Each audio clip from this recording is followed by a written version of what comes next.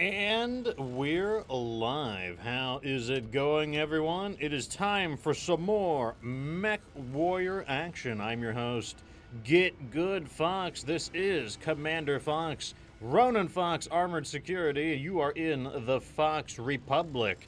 Today, we're going to be playing some more MechWarrior 5 Mercenaries, continuing where we left off. I will be joined by Dr. Sheriff Crab, but he will be, he's going to need a few minutes to get ready, but that's fine. We can get started now, and he will jump in whenever he's available. And if in the event he winds up being busy, the show will go on. Anyways, today, our goal will be to continue trying to knock out some of these, what do you call them, mercenaries and stuff like that. You want to get on that sooner rather than later, let me tell you. It's easy for that objective to kind of sneak by, and you wouldn't want to get to the point where they're not available anymore. And that's because when you get to the end of the timeline in MechWarrior 5, you get to a point where, yeah, the date continues on, but the map doesn't evolve. Like, the things don't move around anymore. And that can be a problem because you can have mercenaries that do not update onto the map anymore and therefore are no longer available to be fought. Now, this will not prevent you from maxing out your bounty hunter intel. It won't prevent you from being able to access the bounty hunter's special mission for getting him to level 10 intel. But if you're trying to be a bit of a completionist where you want to try to get every single thing done, including a successful takedown of every single mercenary, then yeah, it can be a good idea to try to go out of your way to knock out any mercenaries that you bump into, because not all of them will be available when the map stops updating. I need to find out which ones that you can't. In fact, maybe next time when we get to the end of the timeline, we'll take a look, and then I'll write down the ones that are missing, and then we'll know once and for all, when you get to 3050, which mercenaries can no longer be hunted down, and you would need to hunt them down beforehand. Once again, you don't have to. If you miss some of the mercenaries, you can still farm any mercenary you want to max out your intel with the bounty hunter, but it's not as fast. You get a lot of intel for the first time that you discover and take out a mercenary, but yeah, you could definitely farm the Thumpers or the Wolf's Dragoons, because they are worth a decent amount of bounty hunter intel. Let's see who's going down in Chatville. Plain Random says, yeah. Welcome to the show. Happy Teddy Bear says, howdy, folks. Welcome to the show. Happy Teddy Bear. So today, I should be joined by Dr. Sheriff Crab, but, he might need a moment. He asked for a 10-minute delay, and I said, you know what, how about this? We'll just get started, and when you're ready, you jump in. And if you wind up, if something comes up, the show will go on. Happy Teddy Bear says, recently got this Cyclops 10Z, I think. Missiles are hands, and hands are on the menu. Yeah, I would say the 10Z is probably better than the 10Q, generally speaking. I think you can do a lot more with the missiles than you can with the autocannon. Maybe you could do some junk with the with a rapid-fire AC, but I would say generally the 10Z is probably the safer bet. Lasers and missiles, it just works. There's nothing, it's not fancy. You might even think it seems a little, underpowered for a 90-ton mech. But, the mech does lose a lot for a faster engine, especially at the 90 tons. You're paying a lot of tonnage to load on an engine that can, take you going that quickly. But it works. I mean, I don't have a problem with it. We used the Cyclops in, we had a Cyclops playthrough, and it worked pretty well there. So, I definitely am willing to endorse the Cyclops. So, let's go ahead and bring up the chat. Let me bring up my notes. And we're going to go and get started. So, what we've done is I went ahead and I organized all of our mechs. So, in case people are wondering. Oh, speak of the devil. The devil's here. We got him. I figured if I just exercised a bit of Japanese, I'd be able to get the stream started and drag it out long enough for you to show up. That's what. Apologies, good folks, for wasting your time. What a disgrace I am. I have no good excuse either. I mean, it's been like 5 minutes, so it's not even a thing. But yes, welcome to the show, Dr. Sheriff Crab, the usual show host. How are you doing today? Let me also get you an invite. Oh, I've derped up. I'm in solo mode. Oh my god, you were just playing without me. Yeah, I'm not in co-op mode. Now I gotta like strangle this thing to let me get into co-op. I only get to see some behind the scenes. There we go. Load. No, not join. Load. There we go. Yeah, like I tried to send an invite. And I'm like, wait, where are the slots at? Then I'm like, oh, it's on solo. Anyway, so how are you doing, Dr. Sheriff Crab? Really, really good. Only 2 more full days, and I'm off for 2 weeks of work. So I cannot wait for that. I'm not gonna lie. So I'm pretty hyped and excited. How are you, by the way? I am a little tired, but you know, not like ridiculously tired. I'm on a process of detoxing from caffeine, and I heard that you got to try out some interesting drinks that have caffeine in them. Like, have you felt any lasting effects from that? I have. So I had some, what was it again? A Jaeger bomb for the first time. I never had a Jaeger bomb before. It says Red Bull and Jägermeister. And I'll be honest, that stuff is rocket fuel. Now, I had that alongside a few other beverages that particular evening. So that was maybe like drink 4 or 5. Can't remember. So who convinced you to give the Jaeger bomb a shot? Like one of my friends, she was obsessed with Jaeger bombs. Like it was Jaeger bombs like every day. I'm like, I don't know how you're gonna get cirrhosis of the liver at this rate with these daily Jaeger bombs, but like that was what she was all about. I've never actually tried a Jaeger bomb myself, but what was your experience with it? Well, it's one of the younger guys in the lab he's like a student, and I'm kind of, it's kind of like my understudy, if you wish to say. So he kind of is like, oh, do you want one of these? He peer pressured you. He's like, old man, time to get with the times. I guess it was more like, do you want one of these? I was like, what is it? And he goes, a Jaeger bomb. Yeah, sure, I guess, why not? That was kind of more how that went. So, interestingly, it doesn't taste that brutal, but like, you just know that the effects of caffeine, that amount of caffeine in like one gulp, and quite a substantial amount of very strong alcohol in one gulp as well. Yeah, not that probably very good for you. Don't really recommend it if you've got any heart problems, but do you know what? It had the desired effect. I would say that much. I figured over there you would do like Irish coffee. Like, you know, because it does, but isn't that the same thing? Isn't that just like, isn't it going to give you the coffee? You're going to get the caffeine from the coffee, and you're going to get the, you know, the alcohol from the whiskey? Yeah. Well, do you know what? I don't really even like coffee that much, but see, when you put whiskey in it for some reason, I can drink it. So I'm not sure if it's, I'm not sure if it's I feel like we could find some kind of racial stereotype. Yeah, quite possible. It's like, it didn't taste good, but once I put like a spot of whiskey in it, I was like, oh gosh, it was actually drinkable. Yeah, pretty much. So it was pretty good. And yeah, I've had a couple of Irish whiskies. The good thing about Irish whiskey is it's a good excuse to use up some of the kind of like trash tier whiskey in the cupboard.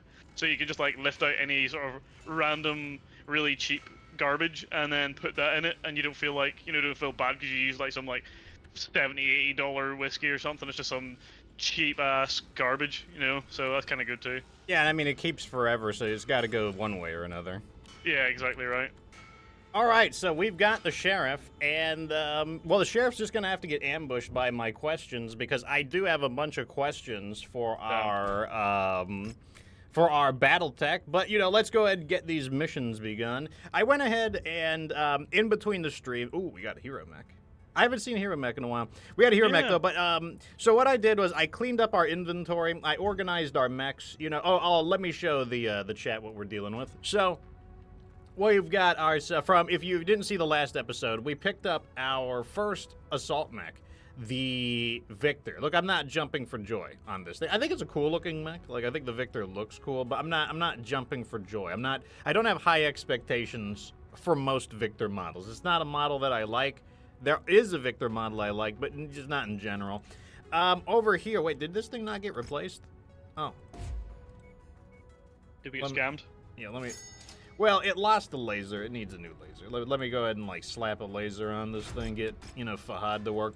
So we've got our Marauder, pair of 3Rs, nothing different in the model names, but they do have different loadouts. They're still undergoing testing at the moment. We've got our 3 archers, including the unusual Archer 2RB. This is a model dating back to the Star League, so it's very nice that we got it. This is one of the mechs that would have delayed the ending of the show. We also got the very nice Archer 2K. The K for Kurita, because it's this one's really good. We have a pair of Grasshoppers. They're the same model, but they do have different builds. We've got a Kintaro 18 and a 19. And we got 3 Shadowhawks, a 2H, a 2K, and a 2P. We have a Blackjack 1. We've got 3 Javelins, the 10F, 10N, and then we do have our hero model, the High There, the HT, which is actually a really good mech in general. Then we've got the Commando 2D and 1D and the Flea 15. We do have some stuff in cold storage. I went ahead and put all of our Panthers into cold storage because I think we're pretty past them, and I just don't think the Panther is a fantastic mech. You know, we may go back and try it some, especially when we get some of the other models, but it's just not blowing me away. We do have another hero mech. We have the Firestarter Ember and the Warhammer Black Widow in reserve. They're just going to sit there for collection value. And then we do have an urban mech. We're waiting to salvage a second one to complete a work order. Or a cantina mission. Anyways, I sold a bunch of our excess gear. We're up to 46 million C-bills, and I took us up here because this is where Harlock's warriors are, and I did just so happen to locate a contract that we can do. We've got our first mission lined up. Garrison duty, difficulty 21, so pretty easy, and despite that, it pays 4.4 million C-bills. So you want to be big meech in the beginning of the game. Go after some mercenaries, even in the low-level missions. They're not going to be a big deal. They're going to be like 2 crummy mechs. You beat the shit out of them, get your money, and it's a way to turn a low-cost, low-payout mission into a big payout mission. It's a pretty good deal. So we have 200 tons. You know, I might go with the money mainly on this mission because I really don't see us salvaging too much. So we're just going to go with the money. 6.4 million C-bills. And we've got 200 tons to play with. Down in chat, we've got Happy Teddy Bear says, don't those two things cancel themselves out? Alcohol being a downer and coffee being an upper? No. You cannot counter the effects of drunkenness with caffeine. You will just be drunk and out of control. You will be simultaneously like wigging out off of caffeine and not being able to, like, and you'll find everything funny, or, you know, everyone's a little different when they're drunk, but they do not counter the effects of one another. Yeah, and like the caffeine will only increase the uptake of anything, really. That's why you like acetaminophen has caffeine in it. It just increases the uptake across the bloodstream, so it just means basically alcohol gets into your system even faster. And then like the effect on the heart, you just end up with palpitations because one's telling it to go fast and one's telling it to go slow, so you just end up with like palpitations, which is really healthy if you've got a bad heart, I would say. Our Blackjack also has a AC2 missing. Oh. How curious. Wonder when that happened. Let me slap a new AC2 on him. We don't have a matching one, but oh well. He'll just have to have a lopsided one. Maybe that's why I didn't replace, I guess. No big deal. We could send a guy in. We have a 50 ton, don't we? Bound to. If we don't, I'll drop down a size. I'll just send him out in a javelin. We could be down 20 tons. It's not a big deal. Boom. I haven't tried the grasshopper yet, so good chance to do it. Yeah. Like I'm trying out this Victor. Oh, we got a cargo right behind us too. Teddy Bear says, "Is the Victor meh?" Yes, I'm not a fan of the Victor. Maybe by the end of it, it'll change my mind. You know, I'm willing to have my mind changed, but I'm also not unwilling to deny that I have a negative initial impression. It has nothing to do with it being a named after, like, I don't think it's named after Victor, but it just happens to carry his namesake. Wait, where did? Oh, you already picked up the cargo. Like, wait, where did it go? There's 2 of them. I'm willing to have my mind changed. I'll put it that way. Like it's not even a thing. position if you can. If not, So this particular Victor is packing a heavy rifle to basically make it a little more of a... Damn, he's letting me have it with that PPCX. I tried it as a short range mech before and it was rubbish. Let's see if it's any better, a little bit longer range. looks like you don't need evac anymore.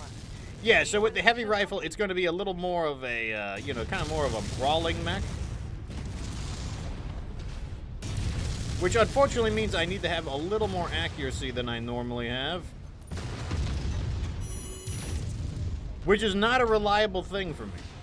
Like, you know, who knows? Like, sometimes my aim needs to wake up.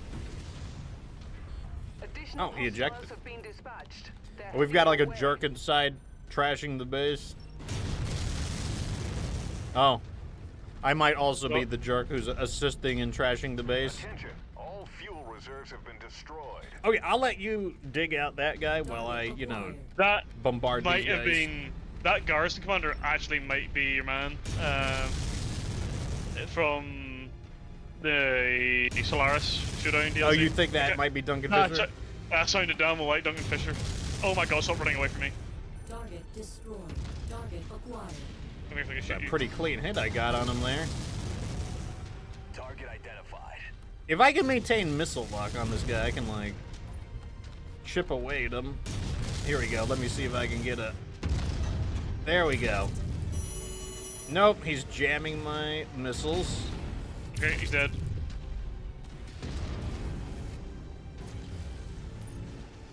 Oh, those things take so long to rearm.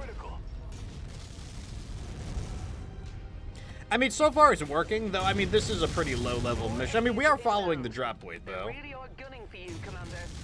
Watch out. It's kind of like a garbage version of the Highlanders we made because you can't even get an Yeah. LR30 on it. Yeah, it is a bit of a, it's kind of like a faster Highlander. Yeah. The helicopter behind us, I'm pretty useless against that.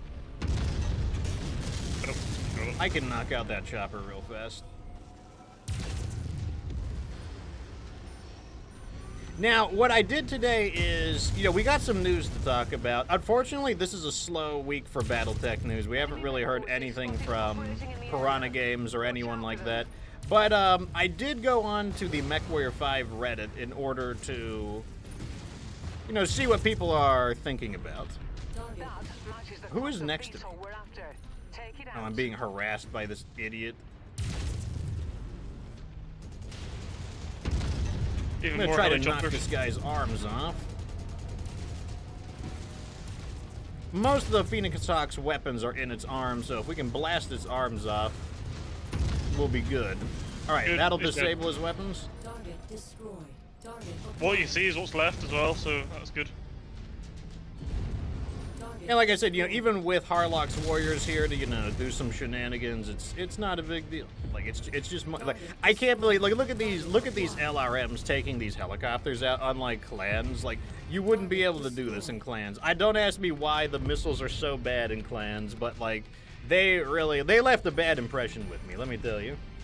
Let me see what chat's saying. How to tell the chat I'm not a drinker without telling them I'm not a drinker. Well, it's the thing is, that's like a common, even people who drink. Okay, the reason that is a misconception is because people who drink believe it works that way. And the thing is, even expensive restaurants, they will often, you know, if they serve you alcohol, like if you order like wine or liquor or a cocktail, they often will end a nice restaurant will often end with like complimentary espresso. Even though the espresso cannot counteract the effects of being, like, you know, drunk.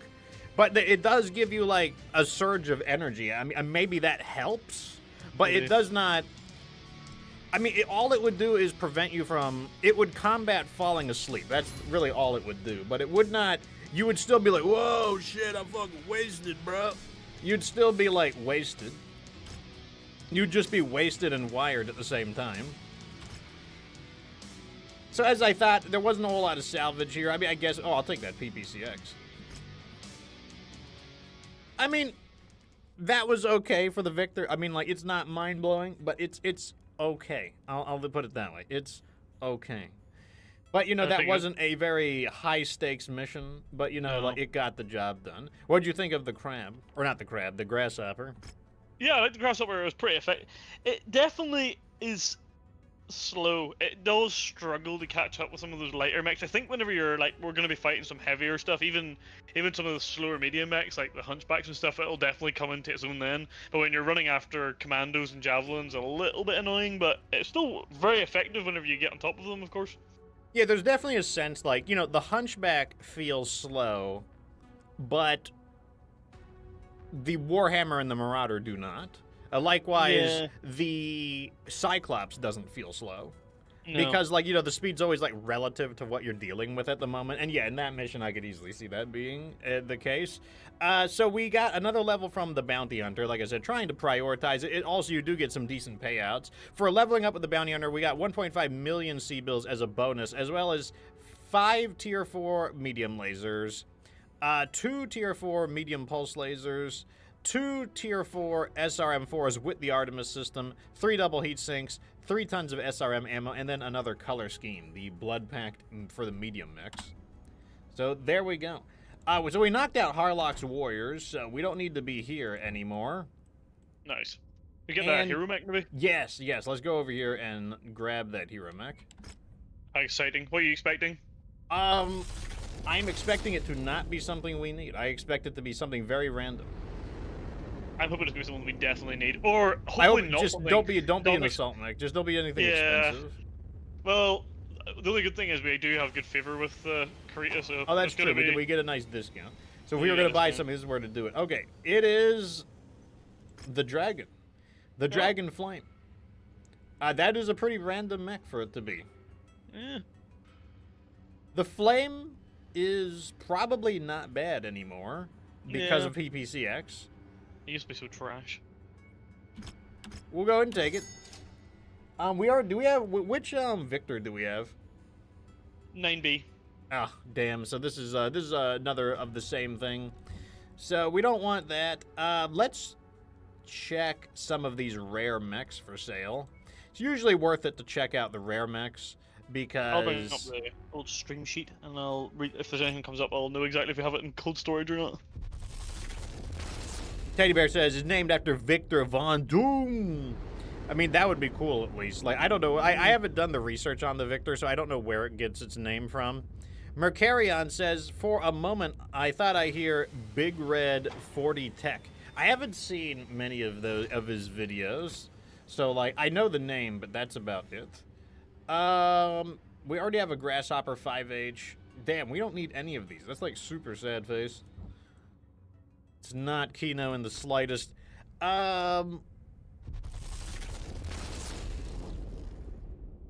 Happy Teddy Bear says that he likes Big Red, but he says he's a bit naive about Catalyst. He says he's lost all faith in Catalyst. It's very, as a content creator, what you got to be, like, cautious about is a lot of, some content creators will hide their power levels, so to speak.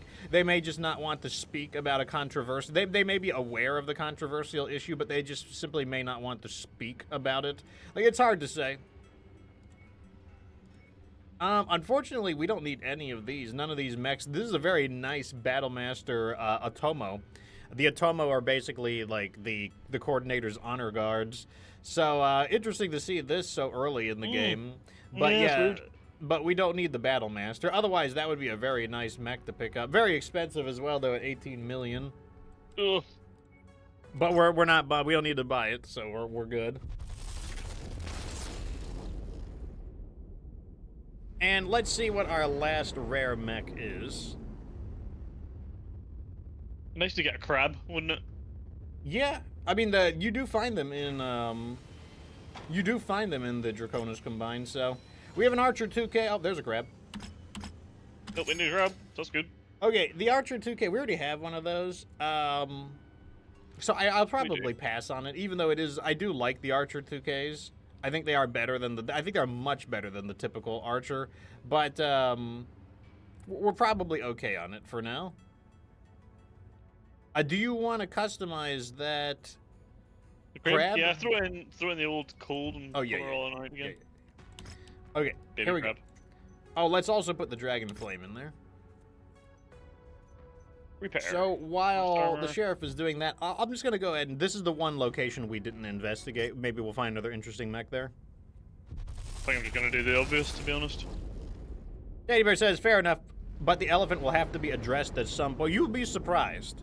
You can just ignore the issue. Like, that is something that you can absolutely do as a content creator. Like, do not underestimate our ability to just ignore the issues. Like, that is well within our capabilities. So they did have another Archer 2K here. We already have one. I do, like I said, I kind of want to pick one up, but I think we're okay. I think we're okay. Especially because we're not hurting for more weight. At least currently we're not. Let me know when you're ready, though, and I will lock us into a few more. I see a multi-op. Okay. Oh, it needs paint. It needs paint. Oh, yeah, go for it. So we have a story mission that we were supposed to do, but we missed it. But what I want to do first is let's try to get some of these multi-ops, because multi-ops just give us so much money. If they're a multi-op that we can do, at least, then we'll grab them.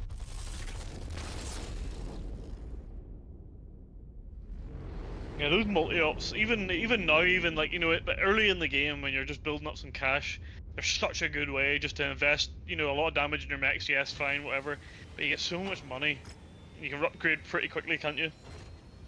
Yeah, and, like, this is a very low-level mission, but, like, you can do a lot with it because it's a multi-op. Like, look, this mission is level 19, but look how much reward I can plug into it.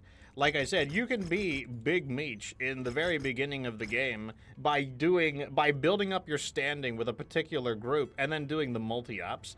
Like, this is, like how much profit are you going to get out of a mission? I also don't know why there is a level 19 mission here. Like, isn't this a relatively high-level area?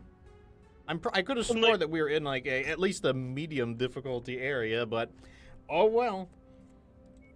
And a good piece of advice as well is that, like, the game will try and force you to go down the route of, you know, take this very difficult mission, go to this next area. You don't have to do it. You could just not do it, and that's perfectly fine as well. That's true. So our first mission's an objective raid on an ice biome. I want to go in something a little quick. So Yeah, I'm going to go in the Kintaro. Oh, nice for 2 Kintaros. Oh, yeah. And there's another 55 tons, so maybe a... Ooh, a Shadow. Yeah, let me throw them in some light mechs. How about that? Got the light mech strike force coming in. Plus, I want to get more of our pilots in the beginning, get there some skill ups. Get them upgraded. We could do with a couple more pilots, couldn't we? This is why it's also nice to maintain some faster mechs, so that if you do get a mission like this, you can just like jump in there and just start completing them. All right, so here comes our first question. This is from the Reddit, so I wasn't asked it in particular, but I saw it on the Reddit. You know, this is people asking for advice. The first question is Robinson's Raiders impossible? He's talking about a mission. Obviously, the answer is no, because we've completed every mission in the game before. But you might be wondering, what is Robinson's Raiders? This is the final mission of the Bounty Hunter, the level 110 difficulty mission. And he's saying that he cannot beat it. He's asking if it's impossible because they're sending too many enemies at him. And even though he has sent in his 4 Atlases, he is unable to win. No, well, I see the problem already. So you could probably see why I put this question in here. But yeah, you know, I can see you're already raring to put your 2 cents in. But you too, Chad, if you've got any ideas why, you know, there might be a problem here. But I'll let you go first, Doctor. Well, the 4 Atlases is probably the issue you're going to have there. They're just not good mechs. You need something. The truth is, it's a very difficult mission, but you need something that puts stuff in the dirt real quick. And it's just a straight out fact, the Atlas just doesn't do it. Like, the Atlas isn't horrendously awful. It's just not horrendously good either. So, I'm not surprised you got beat up with that. I think when we ran that last, you brought the Mauler KO, I want to say, and I think I brought the, I got the King Crab car actually, and I've only done the mission once, and I don't think we had any need to repeat it, did we? I think we just beat it and moved on. So I think the clear obvious error there is mech selection possibly, and bringing his own fan favorite rather than bringing something that's like somewhat sensible. Well, I think that you know, this guy, he's a newer mech warrior, it seems, or like, you know, like maybe like kind of a beginner entering into like the intermediate skill level. I think the issue here is that he's simply fallen for kind of like the mech propaganda, I guess. You know, the Atlas. Oh, okay. I'm setting a path through the artillery. Yeah, I'm on my way there. But basically, the Atlas has the nickname of the king of the fight. He's like the king of the battlefield, the king of the fight, king of the scrap heap. There's all kinds of little nicknames it has. And I think he's just fallen for the Atlas propaganda, or the Steiner propaganda, that you know, that the Atlas is this like extremely, you know, devastating mech, when in reality, I would never use an Atlas willingly. Like, you know, I mean, maybe just for like, for fun. But like, I would never just use, like, as far as an effective weapons platform goes, I would never use the Atlas. Let me see what chat is saying. He's like, well, it's obvious, depends on the Atlas. I haven't done that mission, but I'd say no. Does he have elite pilots in them? Well, we only have the information that he gave on Reddit. And, you know, like, this was a question from SLDF MechWarrior. That was the username SLDF MechWarrior. And where's the extraction? The other side of the map. Oh. No, it's not. He didn't give us a whole lot to go off of. Like, for example, like, you know, if you're wondering what model of Atlas was he using, oh, I don't know. He didn't include that information. You know, what skill level were his pilots? I don't know. He didn't supply that, you know, that answer. What weapons and the quality of the weapons and what upgrades are his mechs using? You know, are any of those Atlases the boar's head? I don't know. Like, he did not give us that answer. But the main thing is that what I thought was that the way we beat the final bounty hunter mission, the Sorensen's Raiders, is we just hosed them down at a distance. Like, we had like very, very significant long-range firepower, and most of the mechs were being defeated before they could even pose a threat to us. Like, many of them were being beaten beyond medium laser range, which is where your typical mech's weapons finally come online. And yeah, like, I don't think we took any casualties during it. Like, it was still definitely a profitable mission. And the end result, though, is, like I said, a lot of it is due to the fact that the Atlas just isn't a very... It's just not a very strong mech. Take the Atlas D, for example. The Atlas D is basically a big Highlander. And while we were able to make the Highlander workable, that wasn't the same thing as it being, like, really, really good. Because, like, what's the difference between the Atlas and the Highlander? Well, it has a bigger autocannon and it has 2 more lasers. And sure, I'll take a bigger autocannon and some more lasers, but, like, that's not that big of a difference for being 15 tons heavier. 1.6 million C-bills for that. I'm not going to let all of our salvage roll over. I'm going to let 30 roll over because, like, I don't want to get into a situation where we wind up with a lot of excess salvage based on the situation in the mission. But let's go ahead and move on to the next mission. I'm also going to renegotiate. So if you're not renegotiating between your missions, that is definitely something you should be doing. And the reason for that is because right now we've got 600,000 damage coverage. I don't need any more than that. Like, the 600,000 we've got is more than good enough. So I'm going to renegotiate out of that into more money. And if you feel like you have too much salvage, you can renegotiate out of salvage and into more C-bills, but that's fine for now. The next mission is a capture and defend. So I guess we'll take the base, and then we gotta protect it. In that case, I can use a bigger mech. I'm gonna use this Marauder again. I'm interested to see now, though, if with the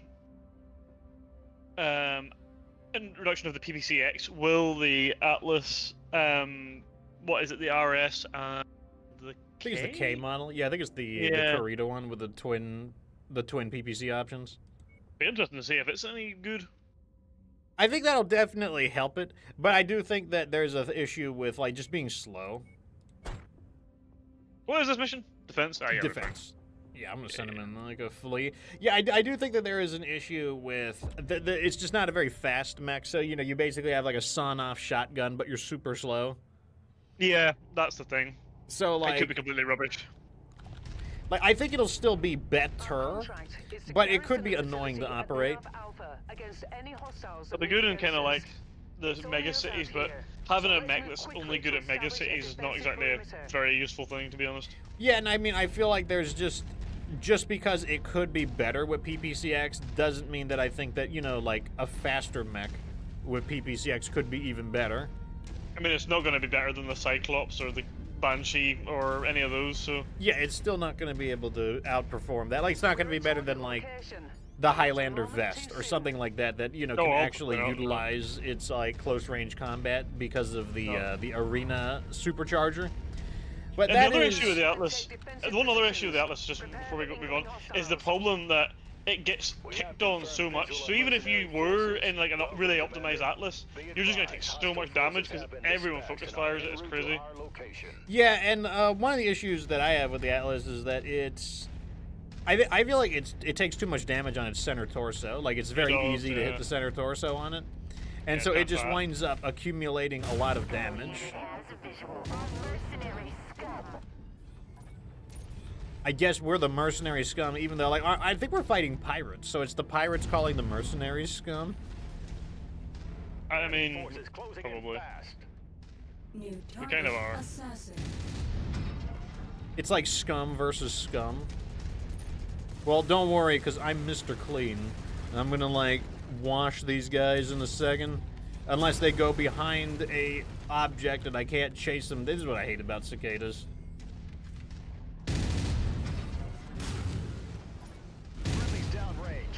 So this Marauder was redesigned where it has a pair of large lasers, short burst models, and then an AC-10 burst fire. A little different than you might expect from a Marauder, but you know, like I said, in this playthrough we are going to be trying out different builds to see what the possibilities are. Additional contacts just cross the perimeter, Commander. Expect company soon. Okay, that's single fire mode. That'll be useful against some of these helicopters. Target destroyed. Target acquired. The short burst lasers are pretty nice against helicopters because they shoot a lot faster, so you're able to, like, you know, keep the fire rate up and thin them out. Yeah, also gets around one of the issues that mech has with heat. I found as well, just quite a spicy mech. That is a big problem with the Marauder in general. Like, the standard Marauder definitely has the issue of it can't keep up its bombardment. There's a lot of copes on that as well. Like, and what I mean by that is when I criticize PPC, people will say just use the volley shot technique. And the volley shot technique is where you fire 2 PPCs and then you fire 1. You fire 2, you fire 1. And, like, to me, that's just a cope because what you're just there's no difference between just shooting slower and the volley shot. The volley shot is just there to help you maintain the barrage, but at the end of the day, what you are still doing is shooting slower. And if you are shooting slower, that means you are fired. That means you're just not attacking as hard as you could be. Shooting slower is the same thing as doing less damage. And what is the problem with that? Well, it's like, why would you design a mech that can't operate unless you shoot slower? Why don't you just design a mech that has better stamina? Like, that's able to, like, handle its weapons more effectively? Like, that's one of my big issues there on the wide... There's a long history of PPC copes, essentially. And that is one of them. Like, the PPC volley is basically, like, a more professional cope because it's like a long endorsed... to the point that it has a nickname. Like, the volley shot. But, that doesn't make it any less of a cope because at the end of the day, you're still doing the same thing. You're shooting slower, and shooting slower means doing less damage instead of just designing a mech that is capable of sustaining its barrage more sustainably. The high precision of those large lasers is pretty nice, I will say that. Able to accurately knock some of these idiots out. Nice job. Thanks for the assist, Commander. Scarp Strider says, "Hi guys, welcome to the show." Well, you're just in time for the next question. You. Oh, we got Scarp says, I'm playing the game for the last 2 weeks, looking for the melee Hatamoto Chi. Kind of an elusive mech, you know. I know exactly. You're probably talking about the Onimaru, the hero model. I think there's a regular Hatamoto Chi that has a melee weapon as well, but certainly the Onimaru does. Let's take all of these mechs as salvage, just so once again we don't let our salvage get out of control. And I'll drop down to 20 salvage once again. And these missions, like I said, even though these are not very high-level missions, they are paying out big time. Like, this is big money in these missions because they are a multi-op mission from a faction that likes you. So the last mission is, let's see. So as you can see, we still have our damage coverage that I only paid for it the one time and it's rolling over, so we don't need more. The last one's another defense mission. So here we go into the defense missions. I want to try the crab.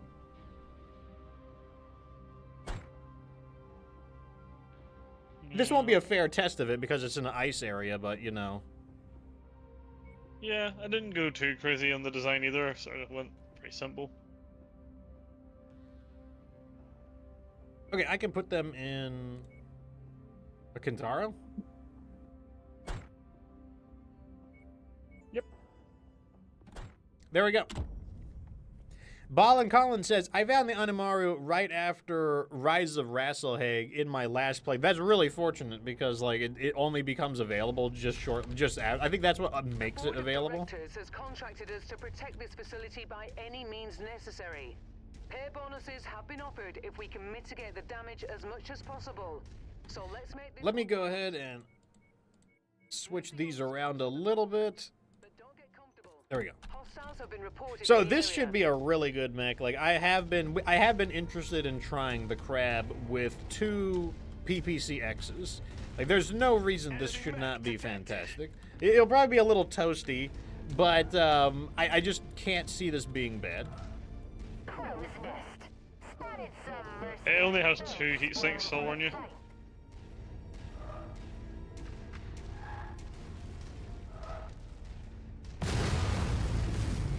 Going for his leg. Enemy mech down. Damn.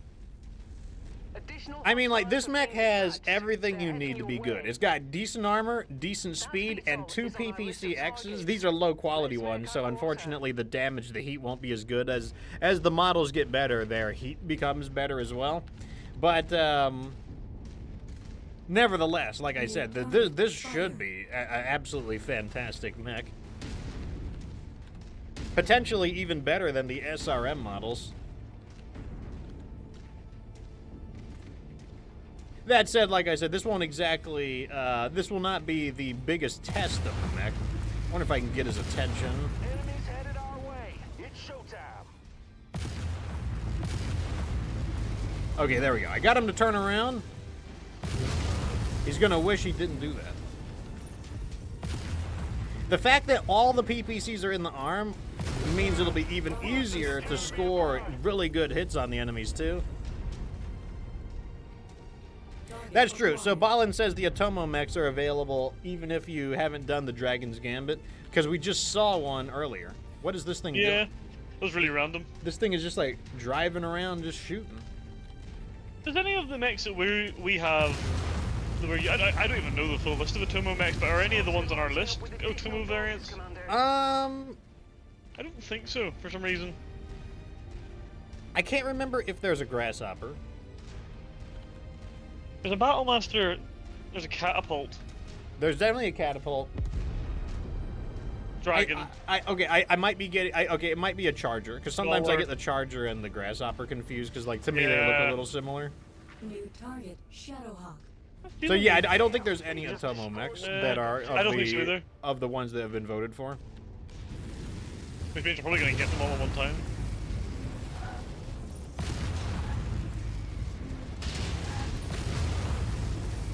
Battering this fool down with the PPCXs. One more ought to do him in.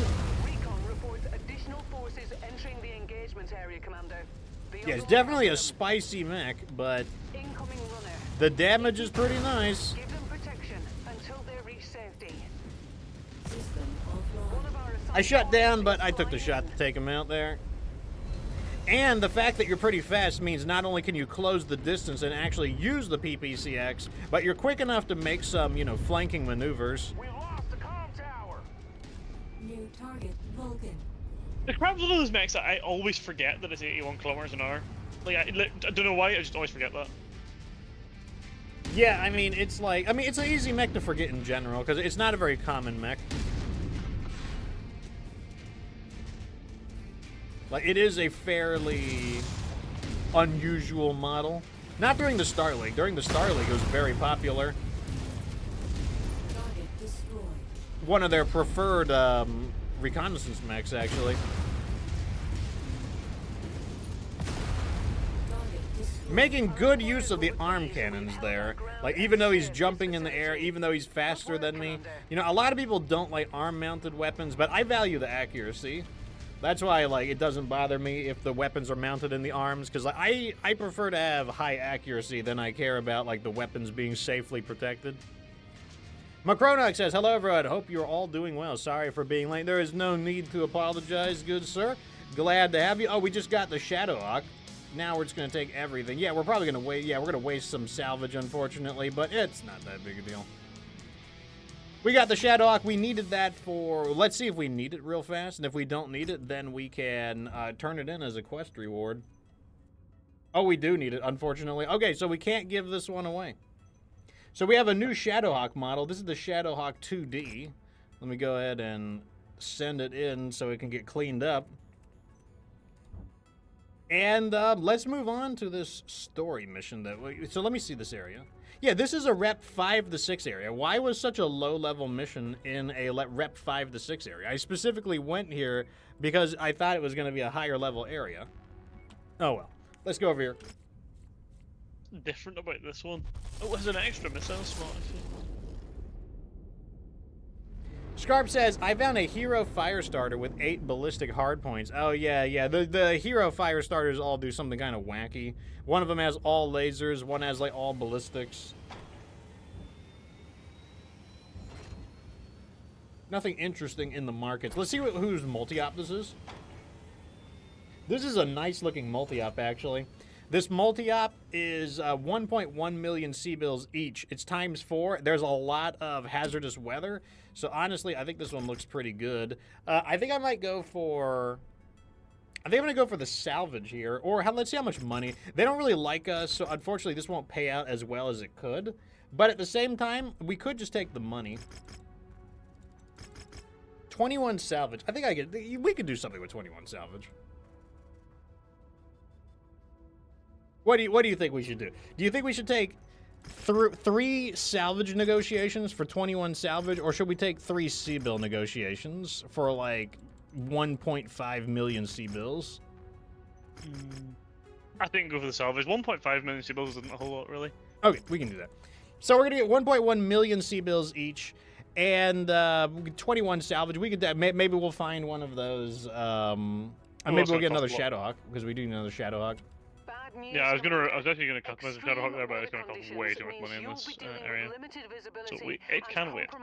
Oh, if that thing is okay, I'll put it in if it's absolutely trashed. So this is a slightly higher level mission. Once again, I don't know why these lower level missions are in a Rep 5 to 6 area. Like, I was expecting for more 230-ish ton missions. The first mission is a demo, and it's another ice battle. I think it's Marauder. I haven't given it another go since the last time I used it. It's weird. I liked it, but I didn't like it. You know, it's a strange one. I'm gonna use the grasshopper. That fits perfectly. Nice. Yeah, we're playing for the triangle heads this time around. Okay, so here's the next question. This one also comes from Reddit.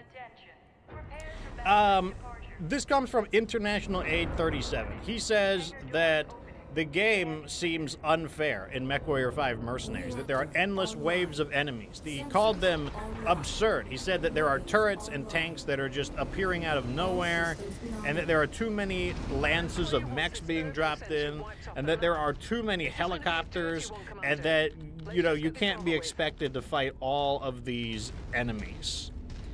So he didn't really ask a question, just a comment. So we're just going to, like, take our react to this. You too, chat. You can tell me what you guys think about this comment.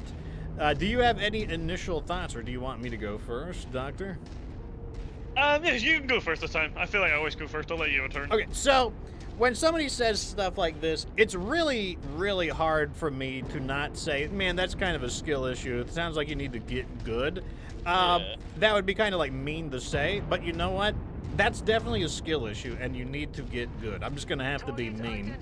Some tough love is required here. And that's because, obviously, you've seen us excel in the game. We've done fine. If you've seen my single-player playthroughs, you've seen me also do just fine single-player. So, while yes, co-op makes things easier, I've been able to do well single-player as well. So this is definitely, you know, ye old skill issue. And it might sound mean to say it, but, you know, and maybe it is a little mean, but, you know, that's just the way it is. If you are having trouble with helicopters, that tells me that you are not eliminating the enemies quickly enough. Like, helicopters to me are really not that big of a deal. Like, very occasionally you'll get like a big assault force of like 4 Igors or something like that. Oh, I'm supposed to be destroying these, aren't I? But I mean, like, I don't know if I don't really the only time I complain about helicopters is when it's kind of in a joke where I'm like, oh god, I'm useless against these helicopters. Like, I can't do anything. But they're never really something that I seriously complain about. So it's hard for me to, I mean, I understand the idea that, oh, there's so many, you know, enemies, like, holy crap, like, how are you supposed to deal with all the tanks? I mean, you just kind of shoot them, though. Like, you just move and shoot. I don't know if it's, he didn't give any, it was mainly a complaint thread. He didn't really say, you know, like, what's wrong, you know, he didn't really explain, like, why he's having trouble. And it just makes you wonder, like, what are you equipping your mechs with in a way that you are not able to keep up with the tanks and the vehicles, because most of those vehicles can be destroyed in, well, like 3 or 4 medium lasers will destroy, you know, your typical light vehicle. Like, to me, it sounds like he's not equipping any long-range weapons at all. Like, he's not using anything like an AC-5. You know, the AC-5 is fantastic for dealing with turrets. Like, an AC-5 will destroy a turret in, like, 2 hits. You know, an AC-5 will destroy the enemy's helicopters. You know, 1 hit from an AC-5 will destroy a helicopter. Like 3 AC-5, maybe 3 to 4 AC-5 shells will destroy a, I'm just destroying the base even more. I'm just on autopilot. You're giving your customers a good value for money. Yeah, I'm giving them even more than what, I just kind of assume that we get these demolitions where we need to destroy every atomic particle of the base, and I'm just like letting her rip. But to me, it just sounds like, you know, I don't know what mechs he's using, but he just sounds like he's not using the right mechs, he's not using the right weapons, and he's just allowing the enemies to swarm him. Or maybe he's doing something like he's got like 5 tanks, 5 Scorpion tanks, and he's shooting at this Phoenix Hawk instead of quickly killing those 5 tanks. When he's killing this really tanky Phoenix Hawk that takes a lot of effort to destroy, and the 5 tanks have more firepower than the 1 Phoenix Hawk. Like, there's a lot of ways. Like, it could be a target priority issue. It could be just bad choice of mechs, bad choice of weapons.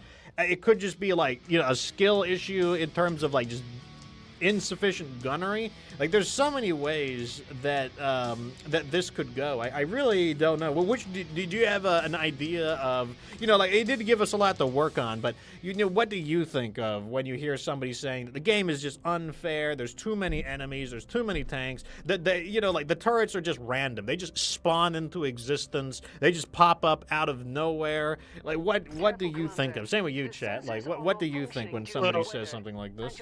There's 2 things that came to my mind. One, you said target priority absolutely is very important. If you've got 5 Scorpions on 1 urban mech, just leave the urban mech alone. But what a lot of people do make the mistake of is they just run into trouble. Instead of, as soon as you see an enemy, just stop and really think, okay, there's an enemy 1,000 meters away. I can kill it within 800 meters. Well, make sure you get within 800 meters of that, and then kill it. Don't get within 300 meters and then kill it, because that only gives an opportunity for more crap, basically, to bunch up on you. So I think he's just like, we're running in head first into trouble, and then he's like, bad target priority. He's attacking like an Urban Mech or a Phoenix Hawk or a Shadow Hawk or something like that. And there's like, you know, maybe a Partisan and 2 Scorpions, and then you're done. Like if you're in a medium mech and you've got that on you, you're done. I don't really understand the complaint about pop-up turrets. I mean, you only get like 1 or 2 pop-up turrets. I'm not sure. I don't really understand how the guy's getting like, you know, blasted by that. That sounds like a skill issue to me, considering, you know, you can kill them before they even. You can kill them as they pop up before they even take a shot at you. So I don't really understand that issue. The one thing I would say is wait until he plays clans if he thinks this game has got too much going on. Wait until he gives clans a go, and then he'll know what hordes of enemies is like. That is a good point. You know, you haven't seen anything yet until you've seen MechWarrior 5 clans. Let me see what chat's saying real quick. Chat is saying,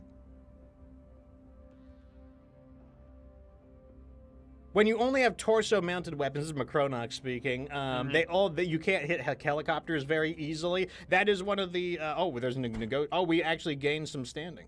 There we go. Yeah. There we go. They like us a little bit more. When you only have torso-mounted weapons, it can be hard to hit helicopters. That is true. Like, that's why it's nice to have, like, even 2 medium lasers in your arms. Ball and Colin, no. I think... On these facilities for survival, Commander. Oh, we got one of these. Yeah. Yeah, these farms are very... There's not many objects on it, so every bit of damage counts a lot against the percentage. Ball and Colin said something that I think we can combine with what you said. He said he's probably not running... He's probably not messing with his armor on his mechs, running Assassins, Vulcans, and Cicadas. Yeah, he's probably not running very good mechs, and yeah, he probably doesn't know how to allocate his armor. Especially if you strip the armor and then just max the armor. If you do that, then the game just kind of adds the armor front and back evenly. Like, so if you could have 60 armor in your torso, it'll do 30 front, 30 rear if you strip and then max. So, Yeah. like, you know, he could be making a mistake like that. That's an easy mistake to make. You know, it's very easy to do that. Yes, absolutely. Like, it's, especially if you're going really fast. Like, if you're going a little too fast, you might, like, overlook it. Let me talk a little bit about you know, tanks and turrets are just appearing out of thin air. This is, once again, you know, it's not my goal to be rude, but this is a code. A person who says that things are appearing out of nowhere, in their imagination, they are basically turning the issue into like something worse than it actually is. They just see that there's a ton of enemies and they're like, oh, I don't know how to deal with all these enemies. How did they get here? It's not that they spawned in out of nowhere. It's that he was likely unobservant. And because he's unobservant and isn't looking at his map, isn't keeping an eye on like what's going on, from his perspective, it seems like they're appearing out of nowhere.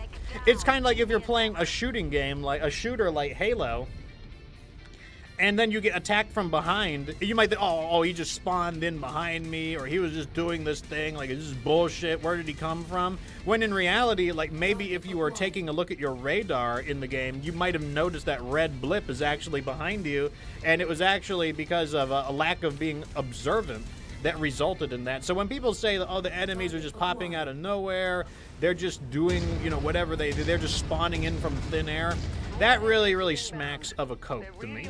Like, just someone just, like, not observant, getting overwhelmed, getting shook, and then just, like, blaming it on the game. Now, can the game spawn things in weird places? Sure.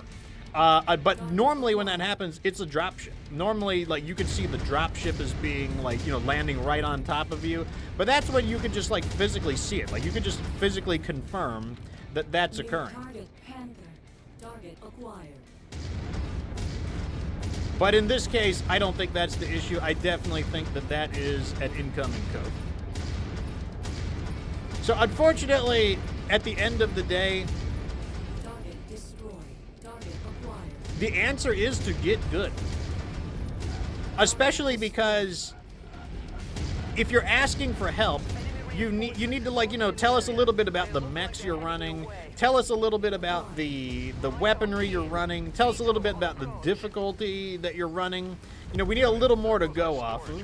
And if we don't get anything to go off of, then all we can critique things on is, now, you know, you could argue that, oh, I didn't ask you, though. This is like, you're just, like, talking this. I mean, the thing is, it was a public question, and the way I'm answering it is exactly the way I would answer it on the Reddit.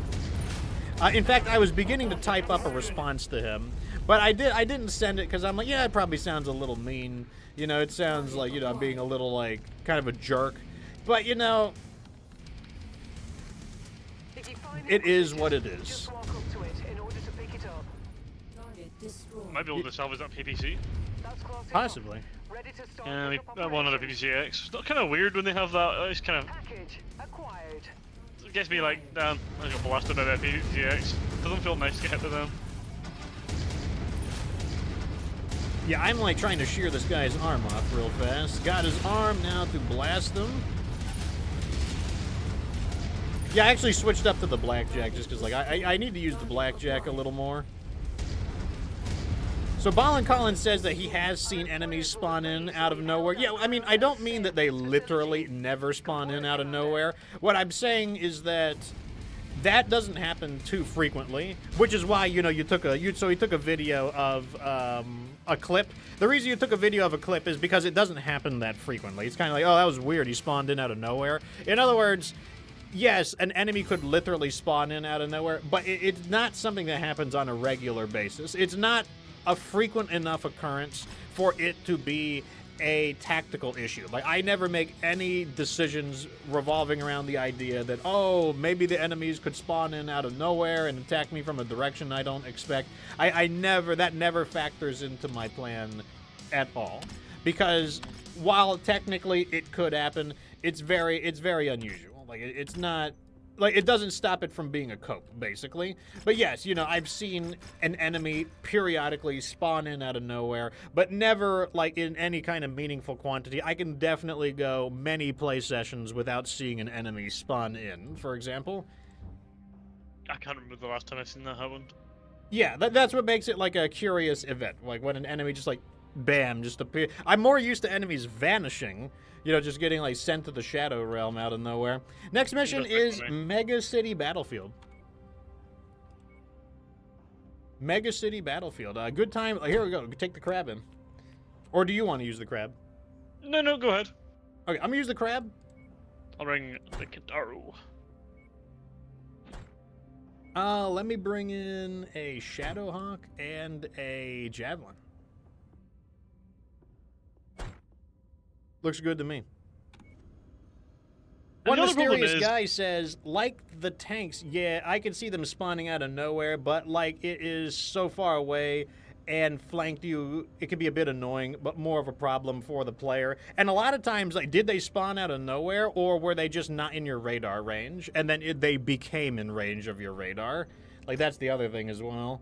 Like, yeah, the enemies do spawn at the edge of the map. Like, yes, they do appear out of nowhere at the edge of the map, but then they have to travel. That's how most of the vehicles, when they do appear, work. They spawn in far away and then have to travel in. And then sometimes a vehicle may be out of your radar range, so you don't notice it. Oh, we got more. We got more negotiation points. So we just went up again. They could also just have their render distance set low as well as another thing that could possibly. Yeah, that's something I hadn't even considered. I haven't even considered that possibility either. You know, because we don't know what platform that he's playing on either. Like the old Xbox 360, I fully believe, or not 360, Xbox One, sorry. The good news I can fully believe that. We can rack up a big salvage payout if we're able Okay, to now this is a more neutral position. battlefield. Not more. It is a neutral battlefield where the temperature is going to be normal. So we'll get to see how the crab can handle the PPCXs. So it's important to remember that thing's missing a half ton of armor, because it was like 0.5 armor, and then it also only has 2 heat sinks, so it's not doing too nice on that, but I kind of thought it might be okay. Colin says, well, it was more than just... Okay, let's say 10 tanks spawned in. I just don't care. Like, let 10 tanks spawn in. I'll just shoot them. If they spawn in, I'll just kill them. It's like, let's say a whole tank team appeared out of nowhere. Like, it doesn't happen that often. Otherwise, you know, we would hear about it more often. Like, if enemies popping in was like a common issue, then you would hear that complained a lot. But like that is something that I don't hear very often. So like even if enemies just spawned in more frequently, it's just how big of an issue. It's not. It just doesn't happen very often, which is why it's a spectacular event when it does. And it's you know it's okay. You want to know what a bug is that is a bigger deal? When you do a mega city and they just generate like 30 battle mechs, and you're like, oh shit, we're fighting an entire battle mech, division here, like in this mega city. Like that seems like it probably isn't designed to be that way. And yeah, that is definitely more of, oh shoot, I'm firing too frequently. Your voice uses flamers. Target mech down. The most annoying glitch in the game is actually that stupid one where the things get stuck under the map. That's the one that really annoys me. So Macronis just mentioned that, or when like mech spawns under, when things spawn underground, like that's an annoying glitch because then it prevents you from completing the mission. Hello, Dara. Dara says the crab is back. Also, greetings, Fox and Sheriff. Yeah, I would love to have a crab SL27. This is a standard CRB20, but we need to try it either way. Did you find that treasure? You must have really kicked over the beehive here, Commander. More hostiles inbound. So yeah, it's just one of those things where like vehicles spawning, it doesn't happen very frequently. Like in fact, I can't remember the last time that has happened to me. Like, No, does me it happen? Periodically, it may happen. Should it be a deciding factor in how your mission goes? No.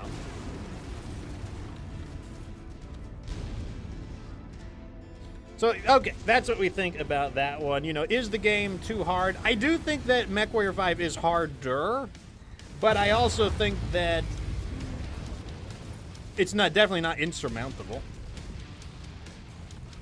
Like, it just requires a bit of practice. And like I said, I definitely think weapon choice, mech choice makes a really, and as well as, just your tactics. Like, like there's so many things that go into the idea of feeling like you're being overwhelmed by vehicles, like tanks, helicopters, turrets. I feel like that's mainly a weapon selection issue. And, like just not choosing weapons that's capable of thinning out the vehicles quickly enough. How's the heat going?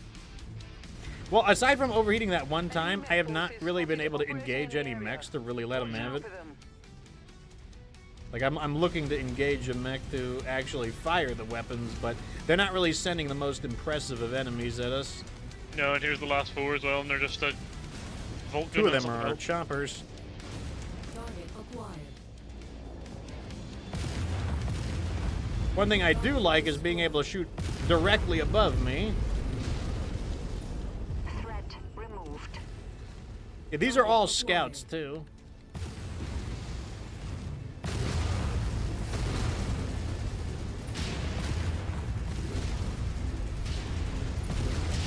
Can't really see the target through the smoke, but you know what, doesn't matter.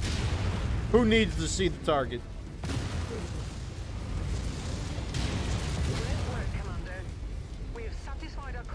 Definitely hot. I still think it's worth it, though. And I definitely think that the quality of the PPCXs plays a role. Because, like, the Tier 0 energy weapons, they generate a lot of heat. Like, they actually generate more heat than normal. And then the higher tier ones will progressively generate less heat. It begs the question, would it be worth running one PPCX and maybe three medium lasers or something? Yeah, I'm sure that would actually work just fine. Kind of like a Wolfhound, I guess, actually. Okay, yeah, like a bigger Wolfhound. Yeah, I'm taking this out right now. Pack it up, Commander, before more enemies arrive. Okay, so that was the second comment that I pulled up from Reddit. So here's an interesting one. This is more of like a general question. This comes from Drew DC90, and he asks, what is your main strategy in MechWarrior 5 Mercenaries? And what he means by that is, like, what is your preferred way to play the game? I'm going to let the two salvage roll over. And, there's a question for the chat as well. Like, what is your preferred way? What is your preferred strategy? I guess I'll go first. I have two strategies that I tend to employ, like, basically every playthrough. Like, they're the ones that I like. I like Rapid Assault. And I don't mean assault. I hate the assault class. Like, I don't like the terminology. I know that that's what it's been named all the time, but why not just name it super heavy?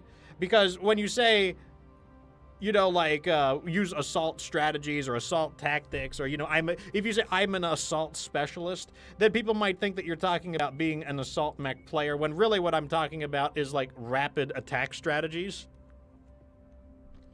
So, like, that's something that has always gotten on my nerves. Like, before I answer that question, though, let me see. This is a raid in an ice area. So it's ice raid. I'm gonna use the high there.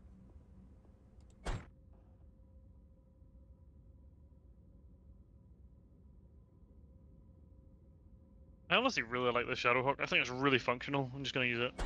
All right, I'll send another Shadowhawk in, and then another Javelin. That's good enough. So, what I like is, I like rapid assault strategies. That's my first preferred strategy.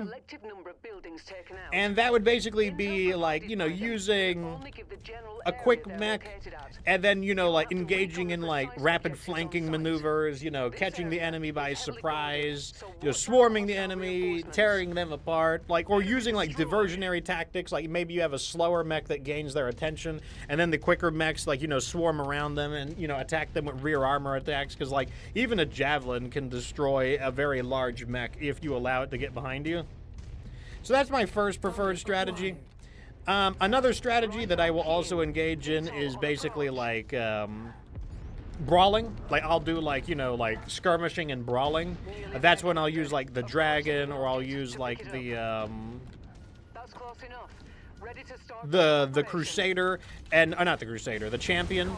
And that's when I'll basically do stuff like, I will bully the short range. You know, if I see a hunchback, I'll just bully them with long range fire. I'll use, like, the Dragon's AC5 and LRM-10. And then if it's like a catapult, I'll rush into close combat and, you know, knock them out there. Just kind of like, you know, just being very opportunistic with my attacks. So, like, that's another strategy that I often employ. And then later in the game, I'll still use those. Like, I'll still use those later in the game.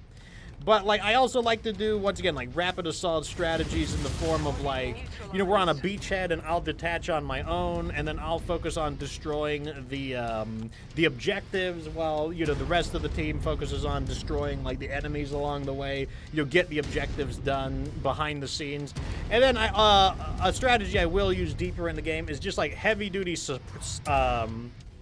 sustained suppression fire. So that would be like my Mauler KO strategy. Just lay down a continuous bombardment of, like, Artemis LRMs and AC5, just sustained bombardment, just to kind of chew up the, like, when you're fighting just 15, you know, enemy battle mechs, you just got to chew them up one after the other. That's the kind of strategy that I'll use. Like, right here, I'm going to do it.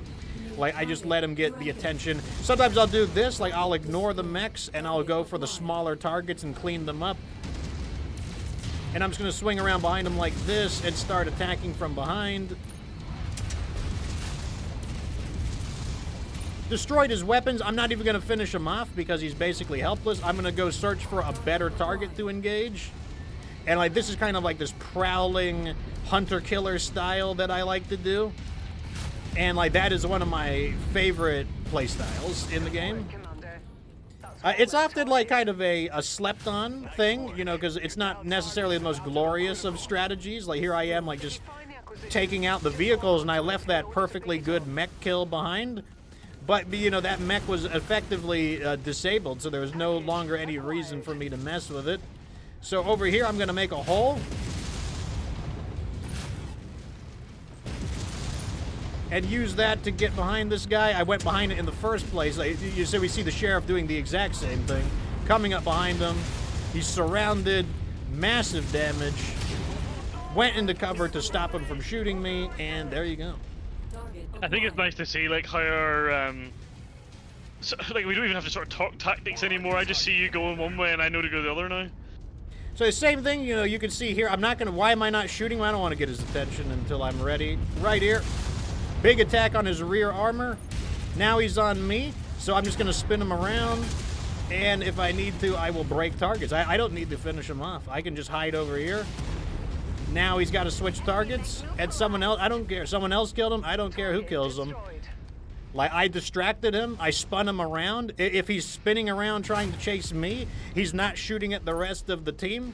So, like, I can either take him out myself, I can cripple their main weapon, I can get their attention, distract them, and then, you know, take them for a run while I run into cover. Like, there are many different ways I can do it. Same thing, I don't want all of their attention, so I'm just gonna hide over here. He just switched targets, so we're coming back around.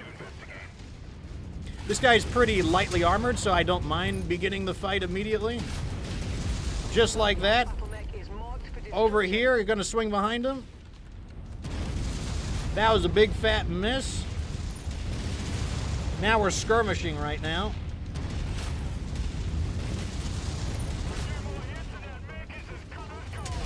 And he's out of here. His weapons are out. Now I see this Vindicator over here. This Vindicator is distracted. A perfect time for me to go after this Vindicator. His leg is beat up, taking his leg out. Target acquired. And so this is the kind of like skirmishing style that like, yeah, this is probably what I'm the most known for as my main play style. And like, you know, I don't care if I'm in a lightweight mech. Like this mech is a bit lightweight compared to what we're dealing with. But you can see I haven't really taken all that much damage, mainly because I tend to make myself scarce, or I tend to, if I get under attack, I immediately move into cover. And, you know, like, oh, here we go. We got yet another enemy. So one thing I'll do, I'm looking at the mech. He is shooting at me. So once I see his torso change directions, so like right now he's going for me. So his torso has changed to somebody else. Now I'm moving in.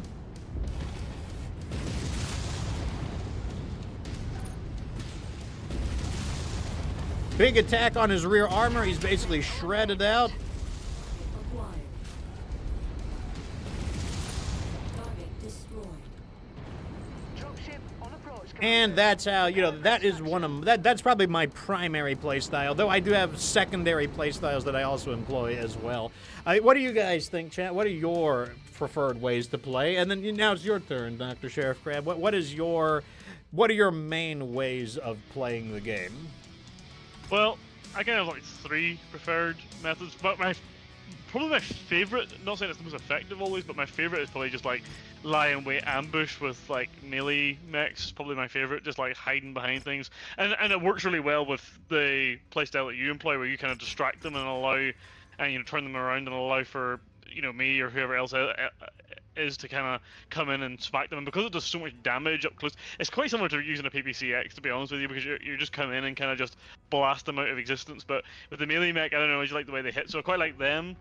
I quite like, and any hybrid of that, like it doesn't have to be necessarily just strictly like a fully, like this Shadowhawk 2P is a really good example of it, because it actually has Battle Fists installed in it, even though it's not a dedicated melee mech. It's really strong. So, and you got SRM, so you get right on top of them and just punching the crap out of them. I just like that kind of like literal physical brawling.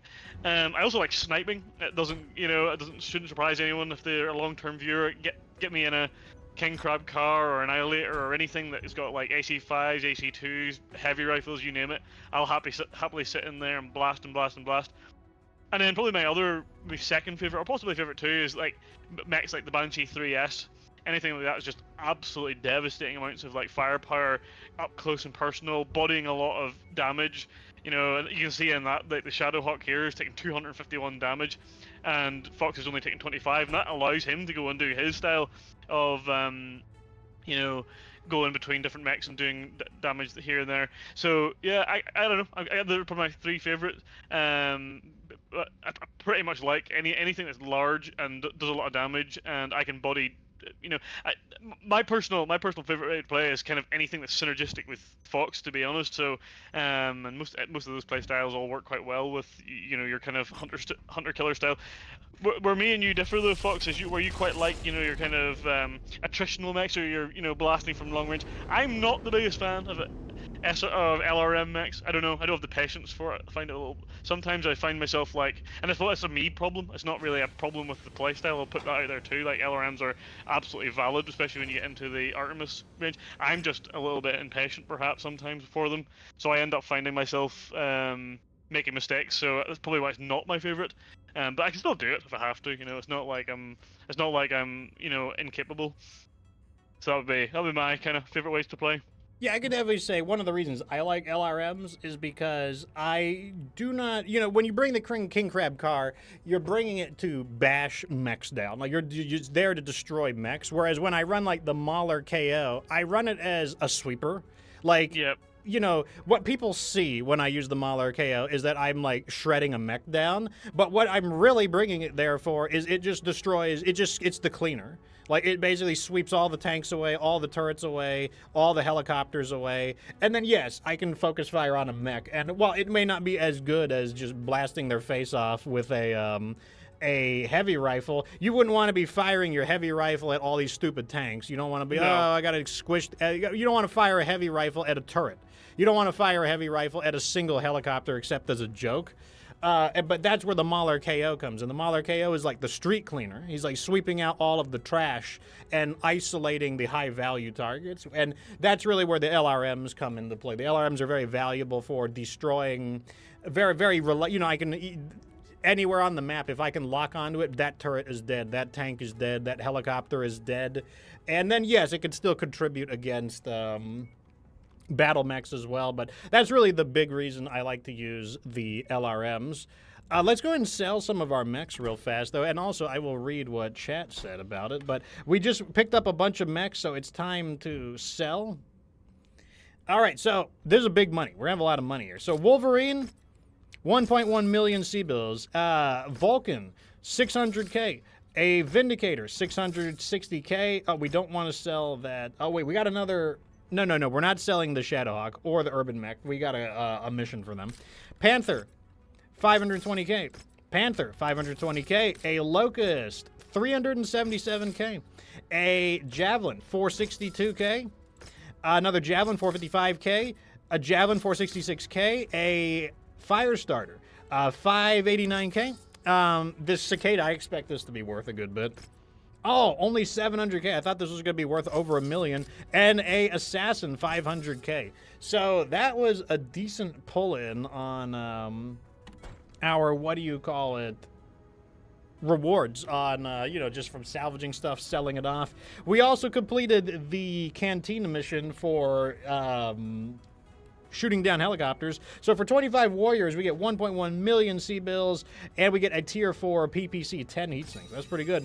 War Dog levels up to 3. We unlock the jump jet thrust, which we probably won't be using ever, which allows you to jump longer, I guess, and jump higher or something.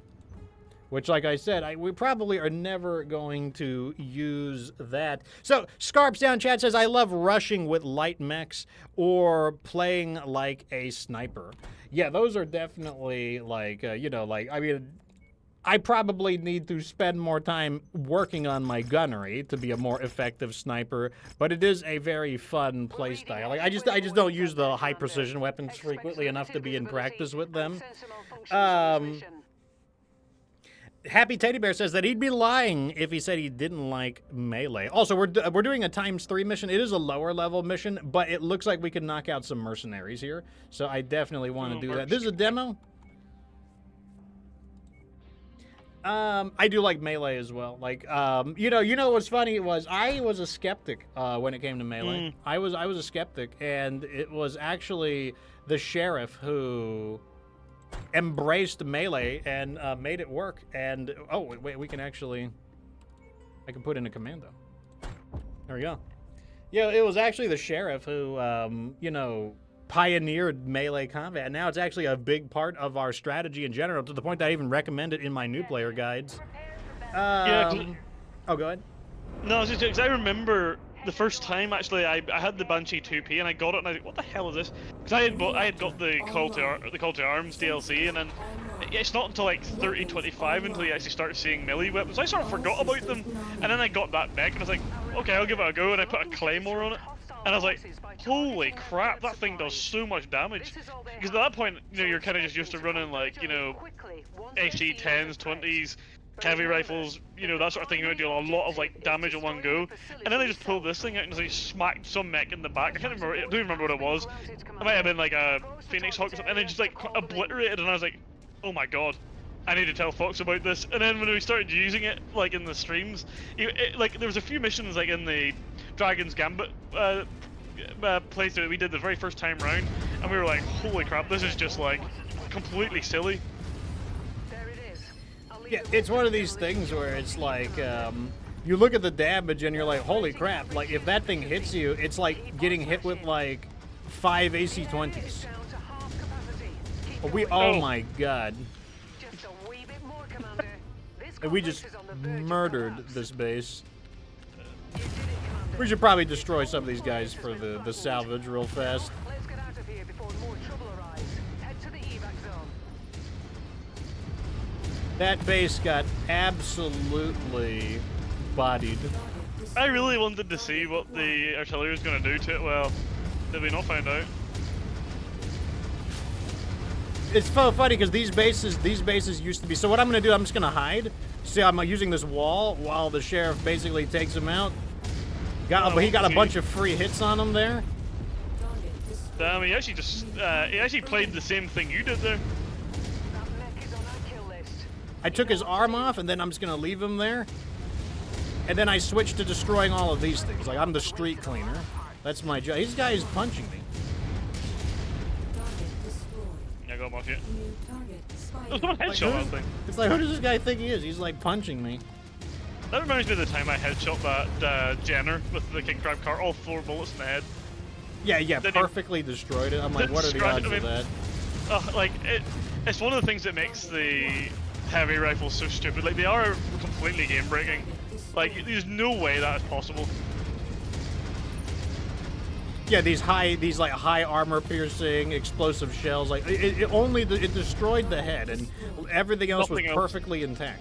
Yeah, it was crazy. It definitely didn't like plow because like the Jenner is on like a large like penis-shaped body. It definitely didn't fly through it and just pass through the mech and out the back of it. Yeah, it just like stayed inside the cockpit. It definitely didn't like go inside the mech, detonate on the inside, mech and here? blow the entire thing up. I got Mech on me. Let me kill it quick. Yeah, go for it.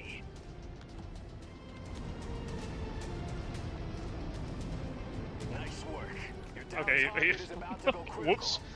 McCronach says that light, medium, heavy, and Titan would be a good name. I'm like, honestly, like I said, I don't sound like a hater, but I just don't like assault. When I think of assault, I don't think of something very heavy. I think of something that is designed to attack. And assault class mechs do all kinds of things. Assault class mechs might attack. Some of them are like long-range bombardment, though. Some of them are scouts. Like the Charger is technically a really massive scout.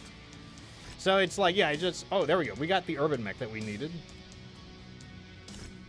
We'll let the rest of them float over. What we're hoping is that this multi-op fishes out Greg's Longstriders. Like, that's what our hope is. Because they are present on the map. Okay, this one pays out. No, it's probably still not enough to draw out our Greg's Longstriders. I don't know. We're trying to get these mercs. Like, that's the point of taking this multi-op. This is a raid in a winter forest. So I'll probably take something a little quicker this time. No, let's do the... I want to do...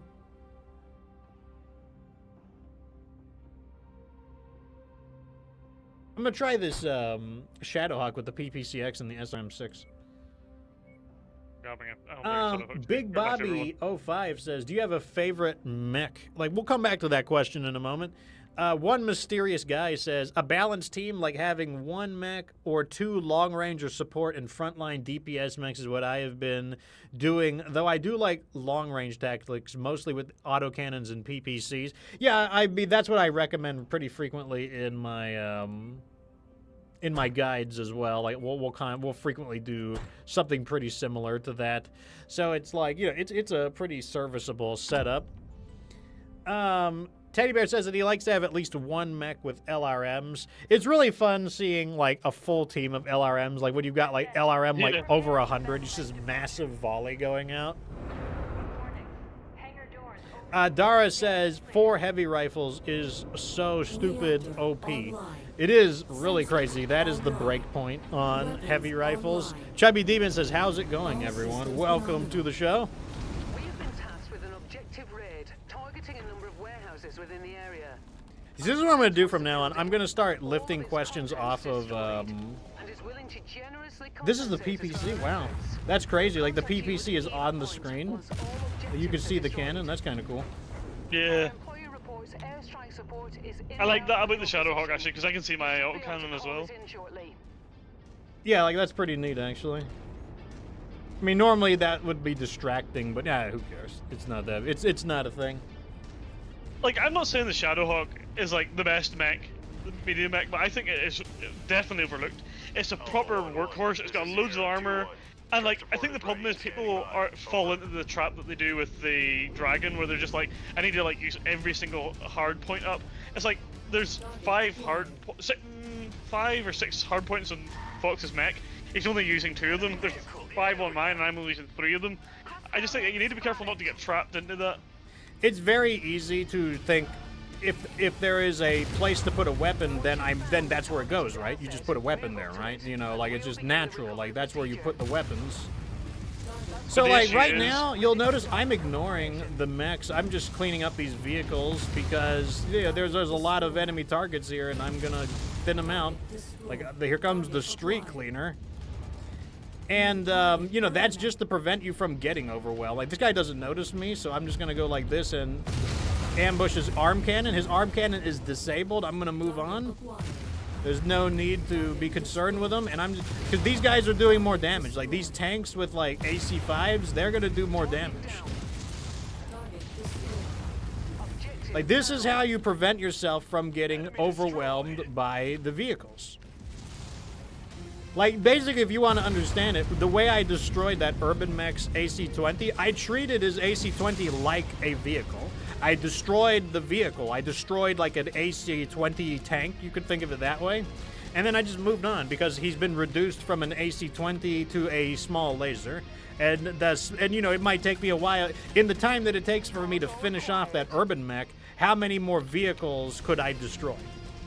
Like, that's how you avoid getting overwhelmed by the numbers of enemies. So, also, I think that's a pretty good idea, like taking some questions from the Discord. But let's go ahead and answer the question from chat. Big Bobby says, do you have a main mech? A primary mech that you operate? You know, it's a tough question because there is such a thing as, like, the endgame mech. You know, it doesn't matter any mech, any hero mech. It doesn't matter what it is. But then there's also, like, what about the mechs that you just use because that's just the progress of the game? Like, it's just like, you know, in the... I wouldn't necessarily consider myself a Firestarter pilot, but I always use the Firestarter because that's what you get in the beginning of the game, and it really gets the job done. You know, in the medium mechs, I typically will use, like... I use any of the medium mechs, really. Like, none of them really bother me. But it's kind of a tough question to answer because when I think of a main mech, I kind of can interpret it in 2 ways. I can think of it as my favorite mech or the mech that I use the most frequently. And the mech that I use most frequently? You know, that's an interesting question. What mech do you think we use the most frequently? It's you know, that's actually increasingly hard to say because one of the benefits of the way we're playing the game is we are being introduced to new mechs that we became enjoyers of. So, like, there are so many more mechs that we like to use now that I feel like we don't specialize in specific mechs as much. Maybe I would say a mech that I frequently use is the Archer Agincourt and the Dragon Sidewinder. Sidewinder, yeah. That's a good question, though. What about you, Chad? Is there, like, a primary mech that you use? You know, and like I said, you know, is there a difference between a favorite mech of all time, a favorite mech, and then also just, hey, this mech just works? Like, maybe it isn't necessarily my favorite, but it just gets me. Here's one. What about the Rifleman? You know, the double AC-5 4 medium lasers Rifleman? Is that my favorite mech? No, but damn, does it, like, it just gets the job done. It just beats ass. It's not fancy, but it just plows through the campaign. Like, that's a mech that I use pretty frequently. So what about you, Sheriff? Yeah, I was kind of thinking of how you answer this question as well, because like the best mech is definitely not my favorite mech. You know, like if I think like what's like the King Crab car is probably my best mech. If you want to like put pound for pound, just put crap in the dirt. It's not like it is. I love it, and it's probably my top 5 mechs. It's probably not my favorite. Like I really like I really love the Cyclops 11P. I think it's like such a fantastic mech. I That's a really very like fun the mech. oh, it's a brilliant mech. I love the Banshee 2P, even though That's we've a seen fun mech, ourselves. too. But it's not the best melee mech. Like the vest, the Highlander vest is probably better, and the Cyclops 10P is probably better. But I don't know. There's just something about it. I just really like it, and I would just say like I just it might be because it's the first one I use. I also have a real soft spot for the Banshee. I think aesthetically it is the most like probably the most badass looking mech. If I had to like think of like a thing in my like nightmares that would appear on the battlefield in front of me, and I'd be like, oh my god, what is that? It's probably the Banshee. It is like the most mechiest mech you could possibly come up with. So yeah, I don't know. It's a really hard question to answer. I probably would go with the Banshee as a whole. I think it's like it has everything I want. It has a melee mech, it has a fast mech because you can do that weird punchy fast running thing, and then also you get the Banshee 3S, that like Juggernaut style I quite like playing. So I'd probably go with the Banshee, and if I'm like really tied to a model, I'll go with the Banshee 2B. Yeah, I mean, I think the Banshee has, like, they talk about how the Atlas has this, the menacing Atlas skull. I think the Banshee has a way more menacing head compared to, like, I think the Atlas is too fat. Like, that's the problem. It looks like it's overweight.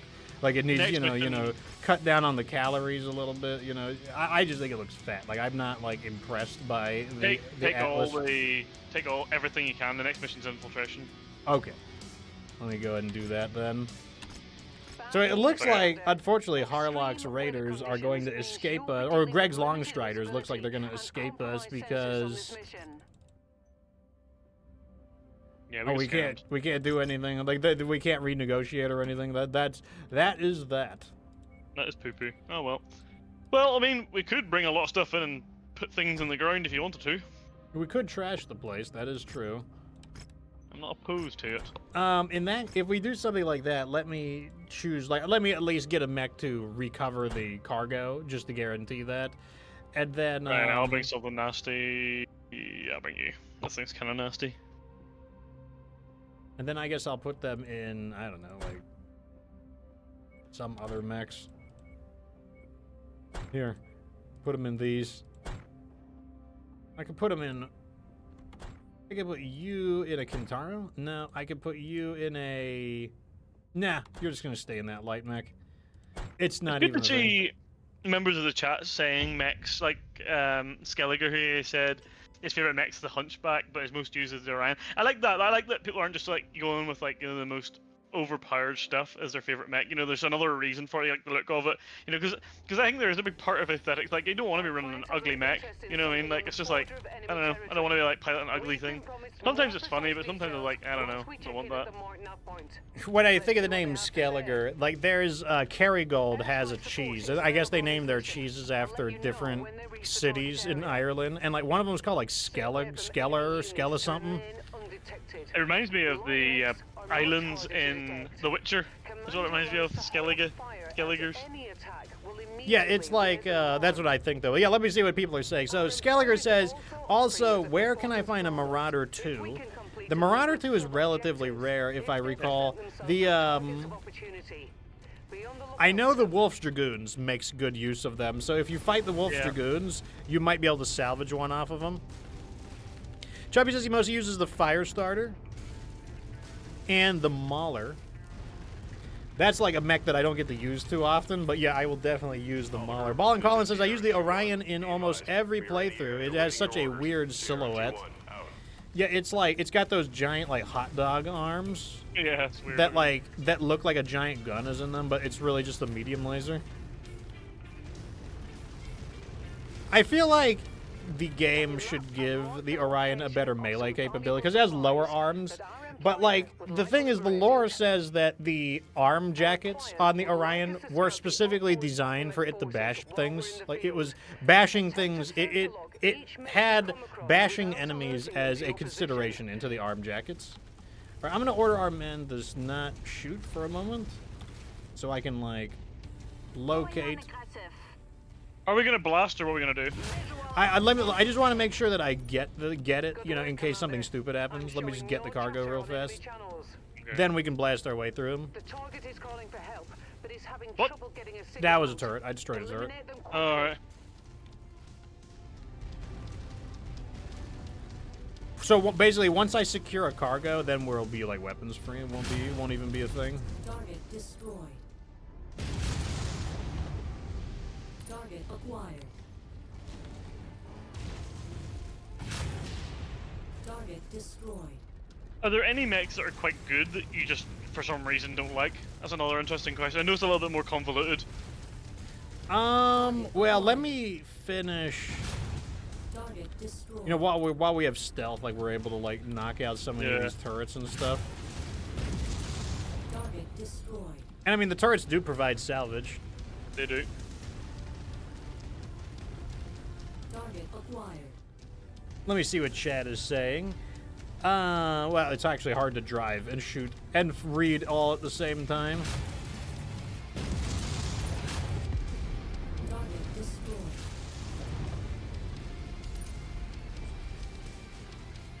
Ballin says he's a big fan of the Orion VA. I want to say that's the one with the extra missiles. Skelliger says his favorite mech is the Hunchback, but most uses the Orion 1K. We've made pretty, I mean, in the Orion playthrough, like, we weren't disappointed by it, I will say that. Nope. I liked it. Like, we used the Orion Protector quite a bit, too, if I recall. Target acquired. Target destroyed. New target urban. Oh, there's an urban mech here.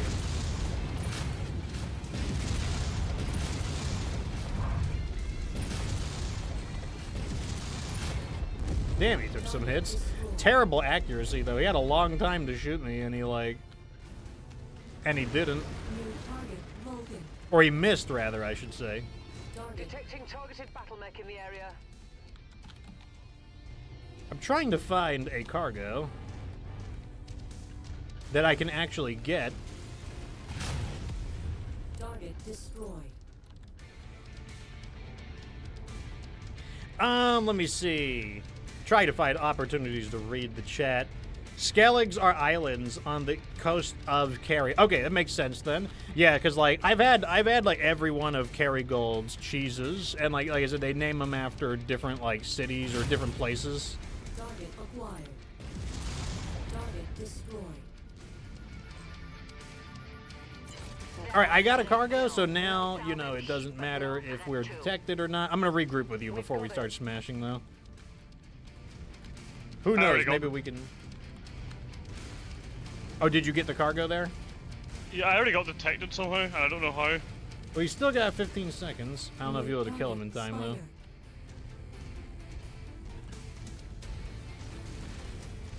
For some reason, I keep overheating, and I don't know why. Target acquired. It's weird, too, because it's snowing. I know. What is this? You goddamn turret! Oh, if I hadn't overheated, that was crazy. Well, we got some enemy mechs over here. We just need to regroup, smash those mechs, and then we can like also grab the cargo while we're there. It looks like every I think there's Now, if you're wondering why we're doing the mission like this, because we have salvage and we don't want to waste our salvage. And the only way we got to create salvage, we got to destroy some stuff. Right, let's go. I want to grab this cargo. You see that beam of light? Oh yeah, I just ran past that. Yeah, currently I'm being chased by the enemy, but you know we're fast enough that we're outrunning them. I'll grab this, sure. Okay, weapons are now free on our allies. So Skelliger says that the Witcher is actually where he got his There you go. gamer tag. I love the Or a Witcher. screen What a name. good game.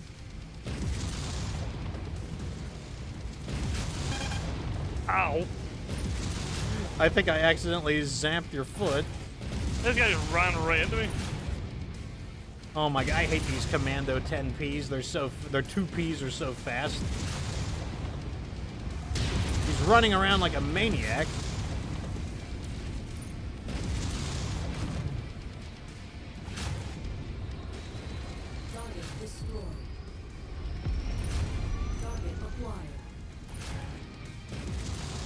Okay, we got them. There's a spider. A little bit of everything coming in. Okay, this will be way easier to take out.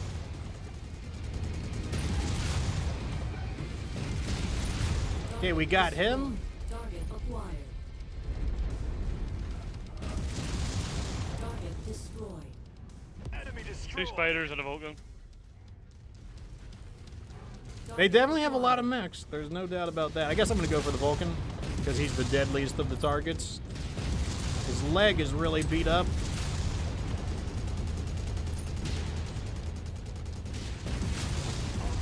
Target destroyed. Target acquired.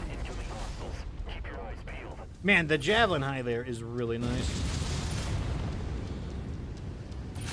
It's so good at destroying other light mechs because of that. That speed really lets you kind of like prevent them from escaping.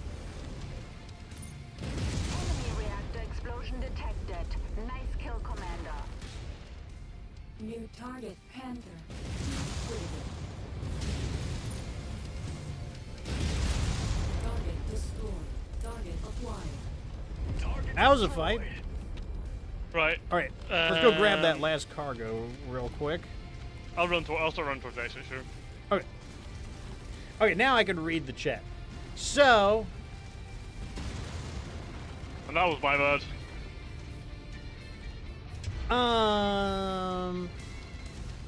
Dara asks, if you like the Orion, you should see the nasty Yadge build, the 3 PPCX. Yeah, now that the PPCX is a thing, the Yadge is quite strong. So is the Orion with the supercharger, the Orion X something. I just call it the X.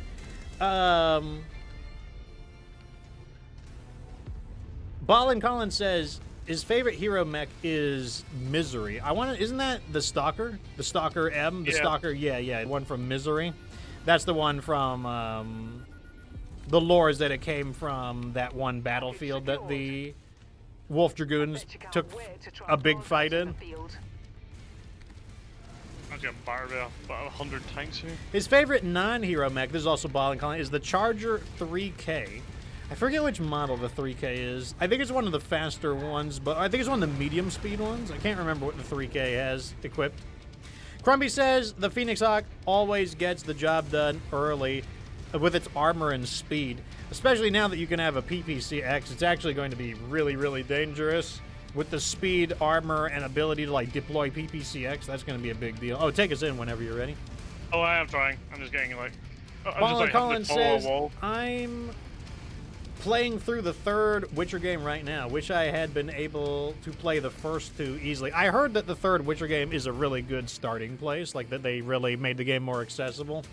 Yeah, that's great. Lycan Metal, welcome to the show. Big Bobby says, can you make almost no heat builds on a mech? Absolutely.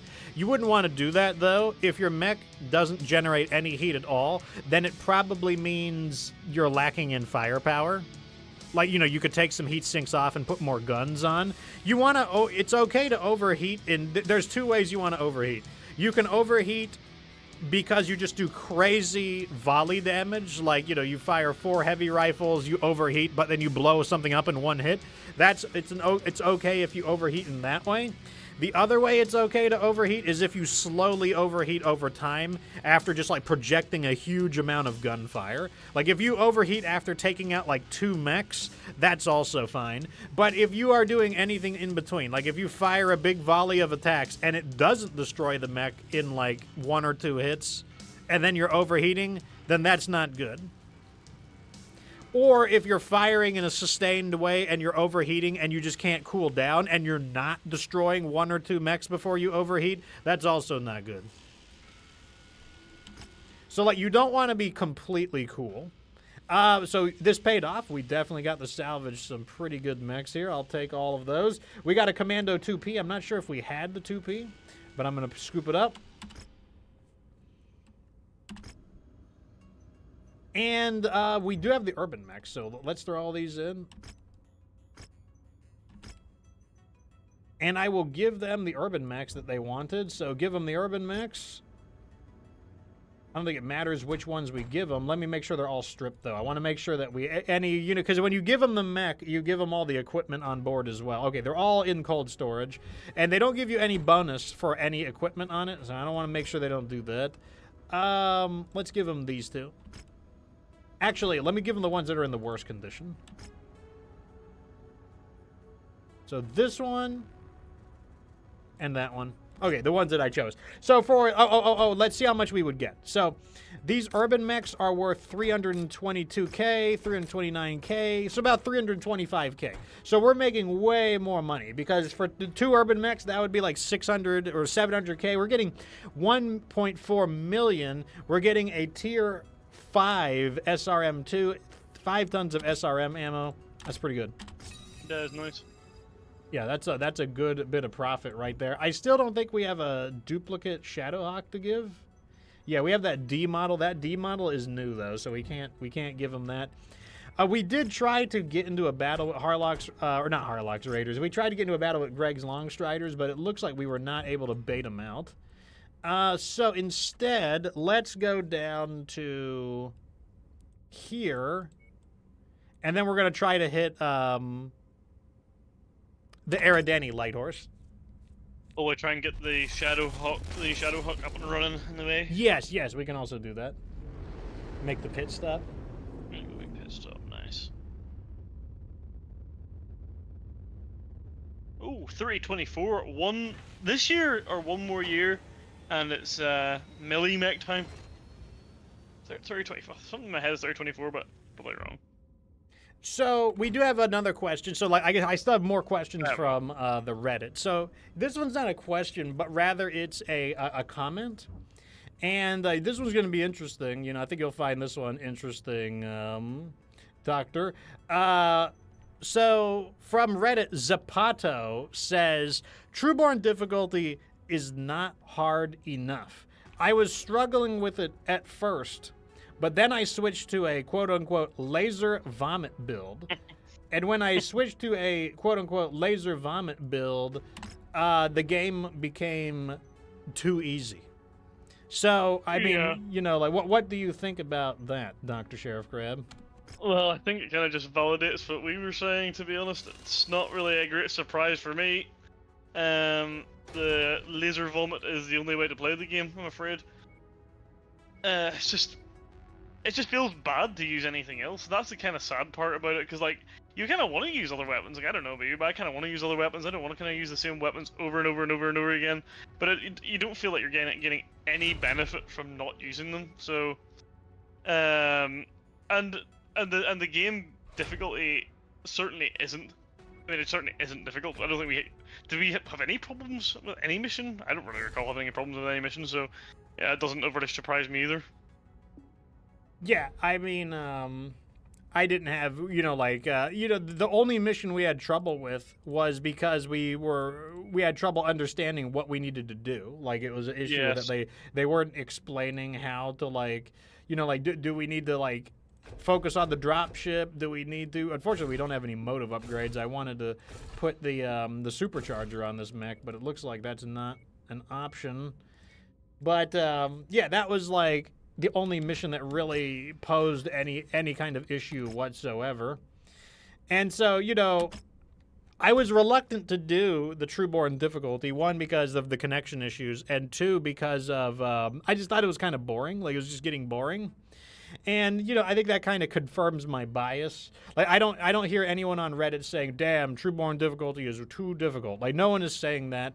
And I think it's just because the mechs, the laser builds are just like way crazy strong. And the thing is, the higher the difficulty gets, the more you would want to use the laser builds, because the weaker builds would get kind of pushed out because it would be too difficult. Also, let me know when you're done with that Shadowhawk and I'll take us in. Yep, nearly done. I'm just sorting out the armor, which I don't understand why I can't just type it. But, like, yeah, that was kind of what I was expecting with Trueborn. Like, I don't know what Trueborn does to make the game difficult, but I was like, I just can't see it mattering if you've got, like, 5 mechs with, like, 15 medium lasers. No. My customization didn't save. Really? I forgot to say. Yeah, I don't know what happened. It'll take 2 seconds. I know what I'm doing anyway. That's really strange. Oh, we're in a mech market, so I can check to see if there's new models for sale. We're to have a Kintaro. We don't need that. There's a rare mech. Let me check this rare mech. Let me see what Chad's saying.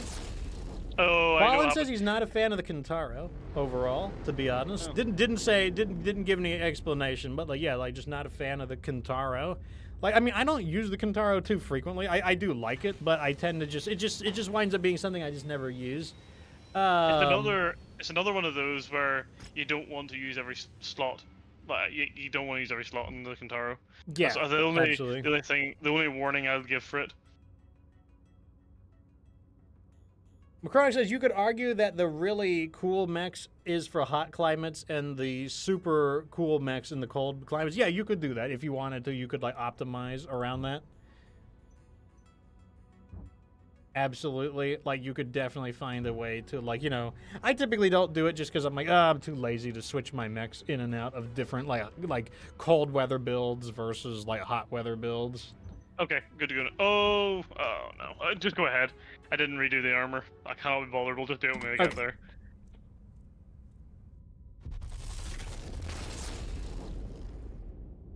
Skelliger says, I think a mech I can't make work is the Thunderbolt.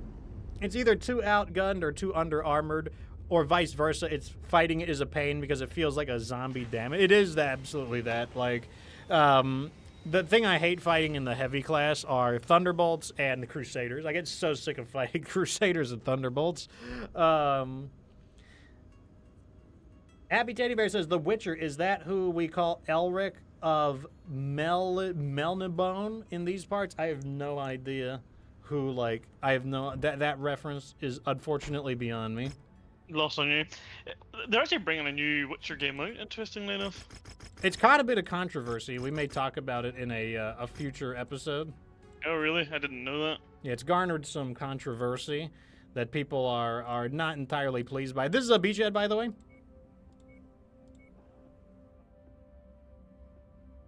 Beachhead. Beachhead. Beachhead. No. The only reason I started saying it that way is because there's a game called Beachhead, and like it just looks like really like silly, and so I just started saying it stupidly. That's where that came from. And also Beachhead is just a funny sounding word. I know. Do you know what? I'm just gonna bring the Kintaro because I know I can just put things in the dirt, and just in case we get anything silly going on. We should get hit by mercenaries. Then I will definitely bring this in. But it is a beachhead. Beachhead. So the mercenaries are going to attack at the end. Oh, did I not ready out? What the heck? So like the Thunderbolt, I mean, the thing about the Thunderbolt is you can build it in so many different ways. I tend to build it as a brawler. But there's so many ways you can build the Thunderbolt, which is the intent of it. Like it is a mech that is designed to be, you know, like you basically, like you should think of the Thunderbolt as kind of a shapeshifter. It kind of shapes into like whatever you need it to be. Like if you need support, then it can play the role of a more long-range mech. But if you need close combat mechs, it can play the role of a close combat mech. So you kind of build it into whatever is needed at the time. Ballin Collins says the Kintaro runs too odd for him. He thinks it looks silly, and he associates it with the Fed rats. Well, that is a good reason to like hold something against the, what do you call it? The Kintaro. There is a mech in here. I don't know what it is. I'm just going to kind of pass by it, though. Because I am just trying to... What is this here? Okay, it's an Enforcer. I will help with the Enforcer. That's a big enough target. Look at that rear armor damage.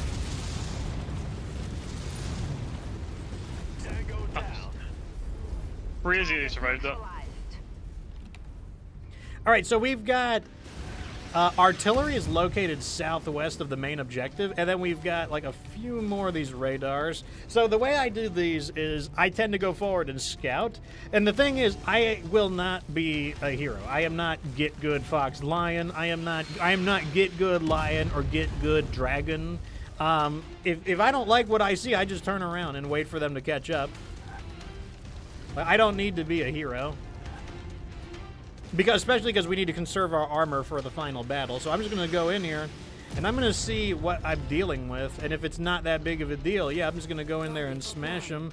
I see an enforcer, so that is a big deal.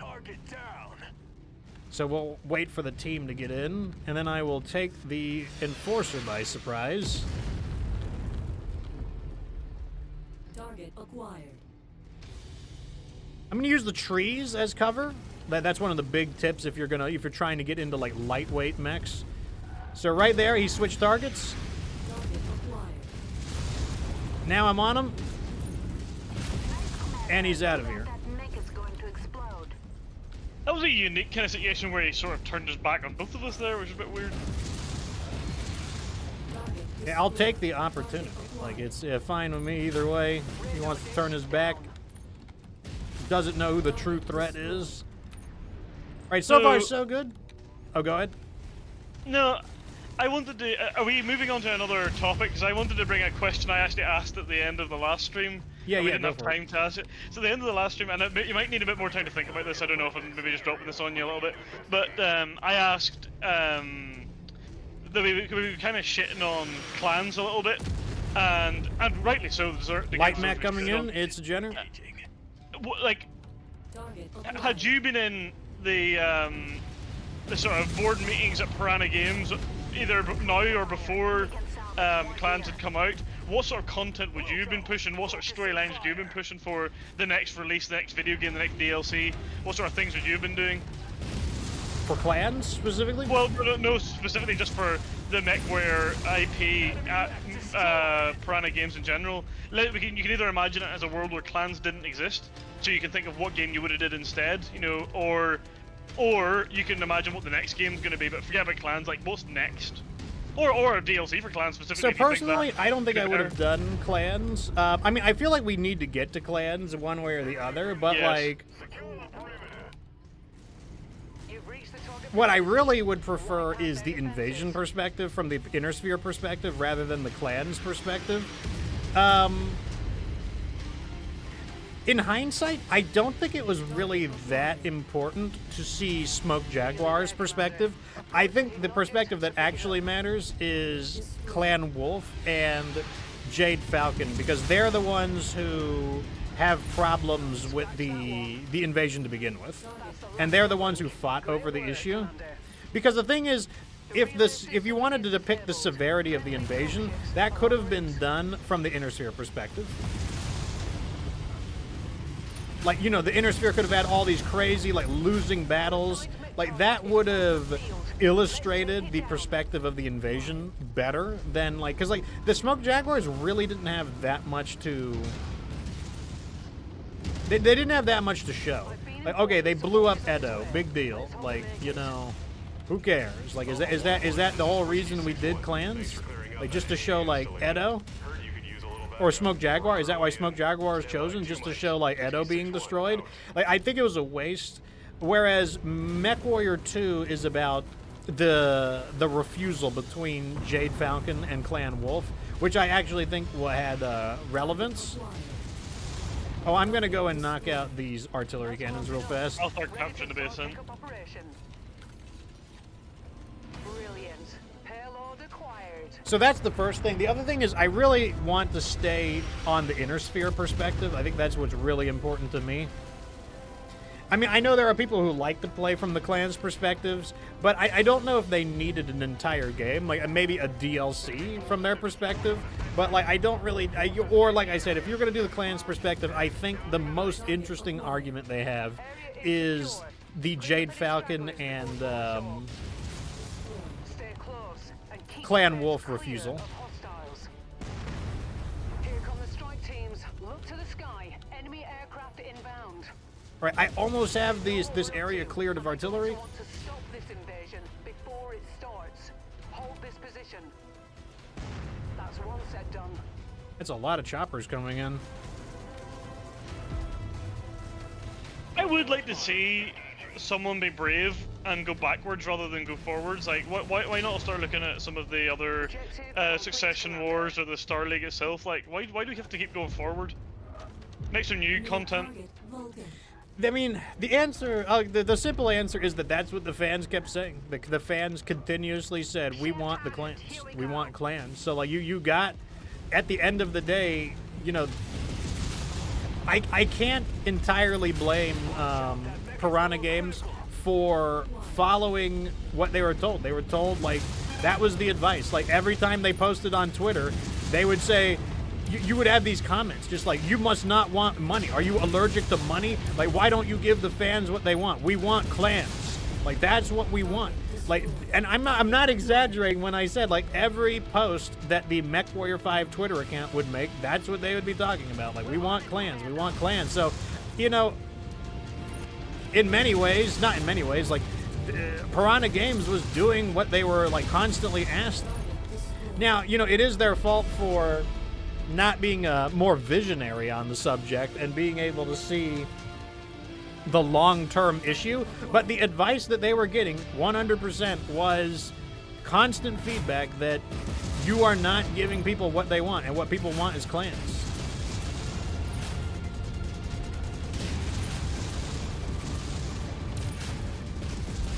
And what I'm hoping happens is that because MechWarrior 5 Clans wasn't great, that it's enough to put sort of bullet in the head for now, just to like get away from the clans content and go back to something a little bit more interesting. Like I just don't understand why we don't.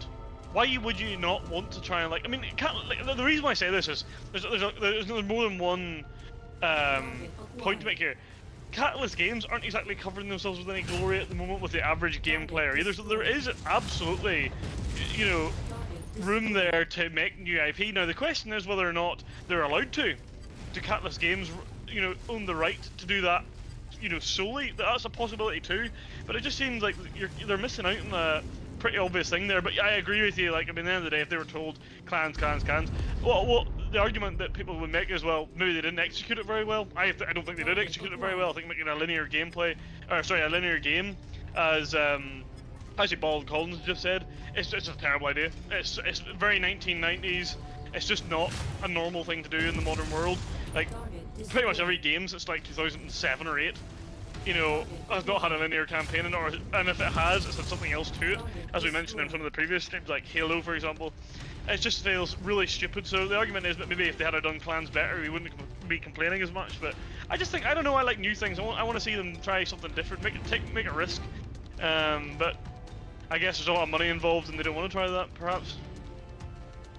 So let's read what Ballin Collins just said. So Ballin Collins said, I simply dislike playing linear campaigns. They destroy the replay value. I would love to use Omni-Mechs as an inner sphere merc, not some clan idiot. Yeah, that's an absolutely good point, and like, you know, I will, you know, 100% agree there. I guess I'm just gonna go ahead and say it. Like, I think linear campaigns are just obsolete. I think they are outdated. I think they're obsolete. And if you have a linear campaign, then you have to have other things in addition to it. New mercs. Maybe there'll be another wave. Like, take for example, I'll always use Halo as an example. Does anyone think Halo would have been as great as it was if it was only the campaign? Like, the Halo campaign is like 8 to 10 hours long for like $60. Like, would Halo have been as great as it was if it was the campaign and nothing else? Because, like, yes, the aesthetics of Halo are impressive. It's a very nice universe. But the thing that kept people playing it and playing it and playing it is, yes, people would replay the campaign, but it was all of the additional game modes. It was the Forge mode where you could make your own map, play other people's maps, unlimited content from people just making wacky maps in Forge, unlimited content from all these wacky custom game modes. You know, people like created their own, like Griffball. Griffball, the sports kind of like game, was made just out of like wacky game modes. Like the zombies mode was originally made with people just agreeing to use a sword to be the zombies, and if you were killed, then you used the sword and became a zombie as well. It's like, oh yeah, I guess no merc attack. Crumby says Halo 1 grew in popularity because of LAN parties, and no one is playing LAN parties for the campaign. They're playing LAN parties because the multiplayer. You could do like, and even if you didn't fight each other, you could do like warthog races. You could do all these dumb things because that's what kept the game going. Now, obviously, people loved the aesthetic. People loved the Master Chief. People loved the Covenant and the Flood. There's no doubt about that. But I don't think that the game would have... I think the game would have been a flash in the pan. People have been like, man, that was a really cool shooter campaign. Moving on. I think it would have been a flash in the pan without the replayability.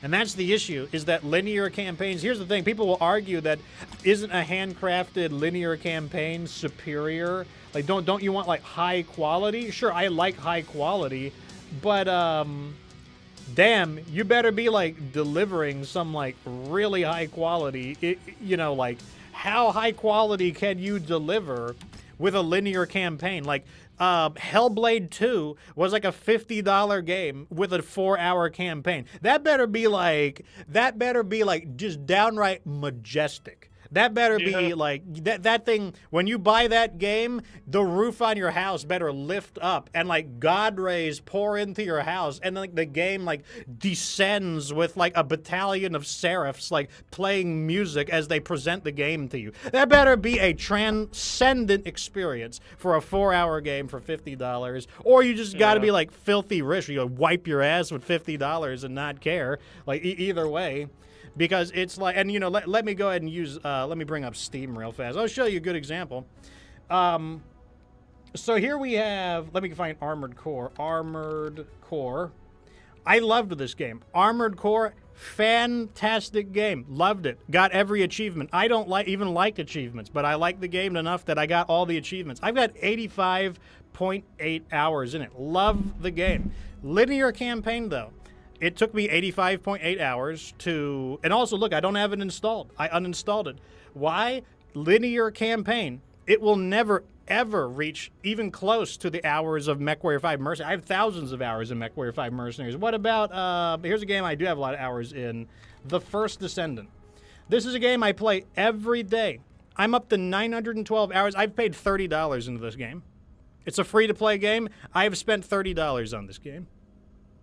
And it's all because it has extreme replayability. Extreme replayability. Other games I've played a lot. Oxygen, not included. 707 hours in Oxygen, not included. What about Helldivers? Before the Helldivers controversy, 409 hours. 409 hours. Lots and lots of replayability. What about Deep Rock? How many hours do I have in Deep Rock? 632 hours in Deep Rock Galactic. So, there you go. Like, that's the thing. Now, I don't doubt people when they say that they prefer a handcrafted experience. I'm not saying that isn't true, but I will say that I think people might be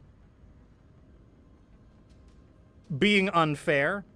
The people who say that I would much rather have the Clan's handcrafted experience, I wonder how many hours they're going to get. Are they going to get 1,000 hours out of the handcrafted Clan's experience? Maybe their argument is that they don't need to get 1,000 hours to enjoy it. Maybe that's true, but I think I think it's undeniable. If somebody has 1,000 hours in the game, it is undeniable that they were enjoying that game. It's literally, how can you deny? Why would you play a game for 1,000 hours if you didn't enjoy it? It's just not even an opinion at that point. Maybe you could say it's not the best game, but it's a good game from me. But it's unquestionable. If someone has like 1,000 hours in a game, obviously that, if you have 100 hours in a game, that's a pretty good game. If you have like 500 hours in a game, that's a great game. If you have 1,000 hours in a game, that's like legendary. Like very few games get like 1,000 hours played. So like, that's the issue with Clans, is I felt like it is a obsolete experience. Like linear campaigns, even if they have, you can split into 2 different pathways. You can either go the Crusader path or you can go the Warden path. That's not enough. Armored Core 6 had 3 pathways. They had, they had 4 pathways. There are 4 different endings you could choose from. And also Armored Core was $10 more expensive than Clans, and it had way more content. Like, it had way, way, way more content.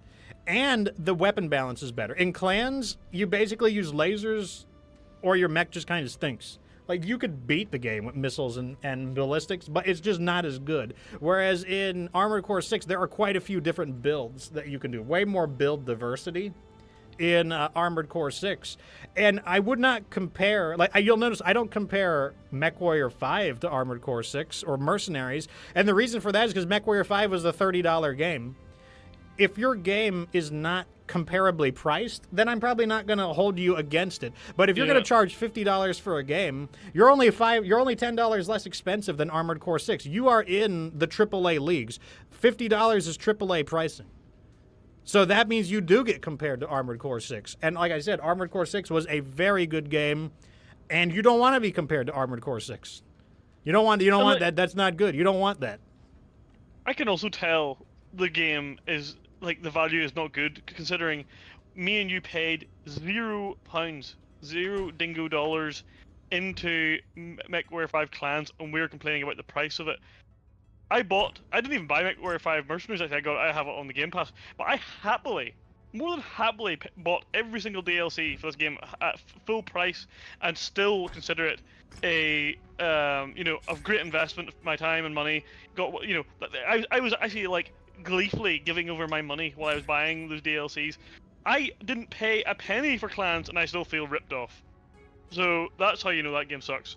And I know why. It's because of the time. Like, the time that you spent was not, like, it wasn't all that enjoyable, and like, you want a refund on your time. Like, give me some of my time back is basically how one might feel, and that's why I was not.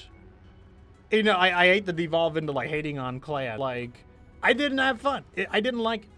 I tried to like it. I liked the first playthrough wasn't bad, but after the first playthrough, no, like, the enjoyment absolutely tanked.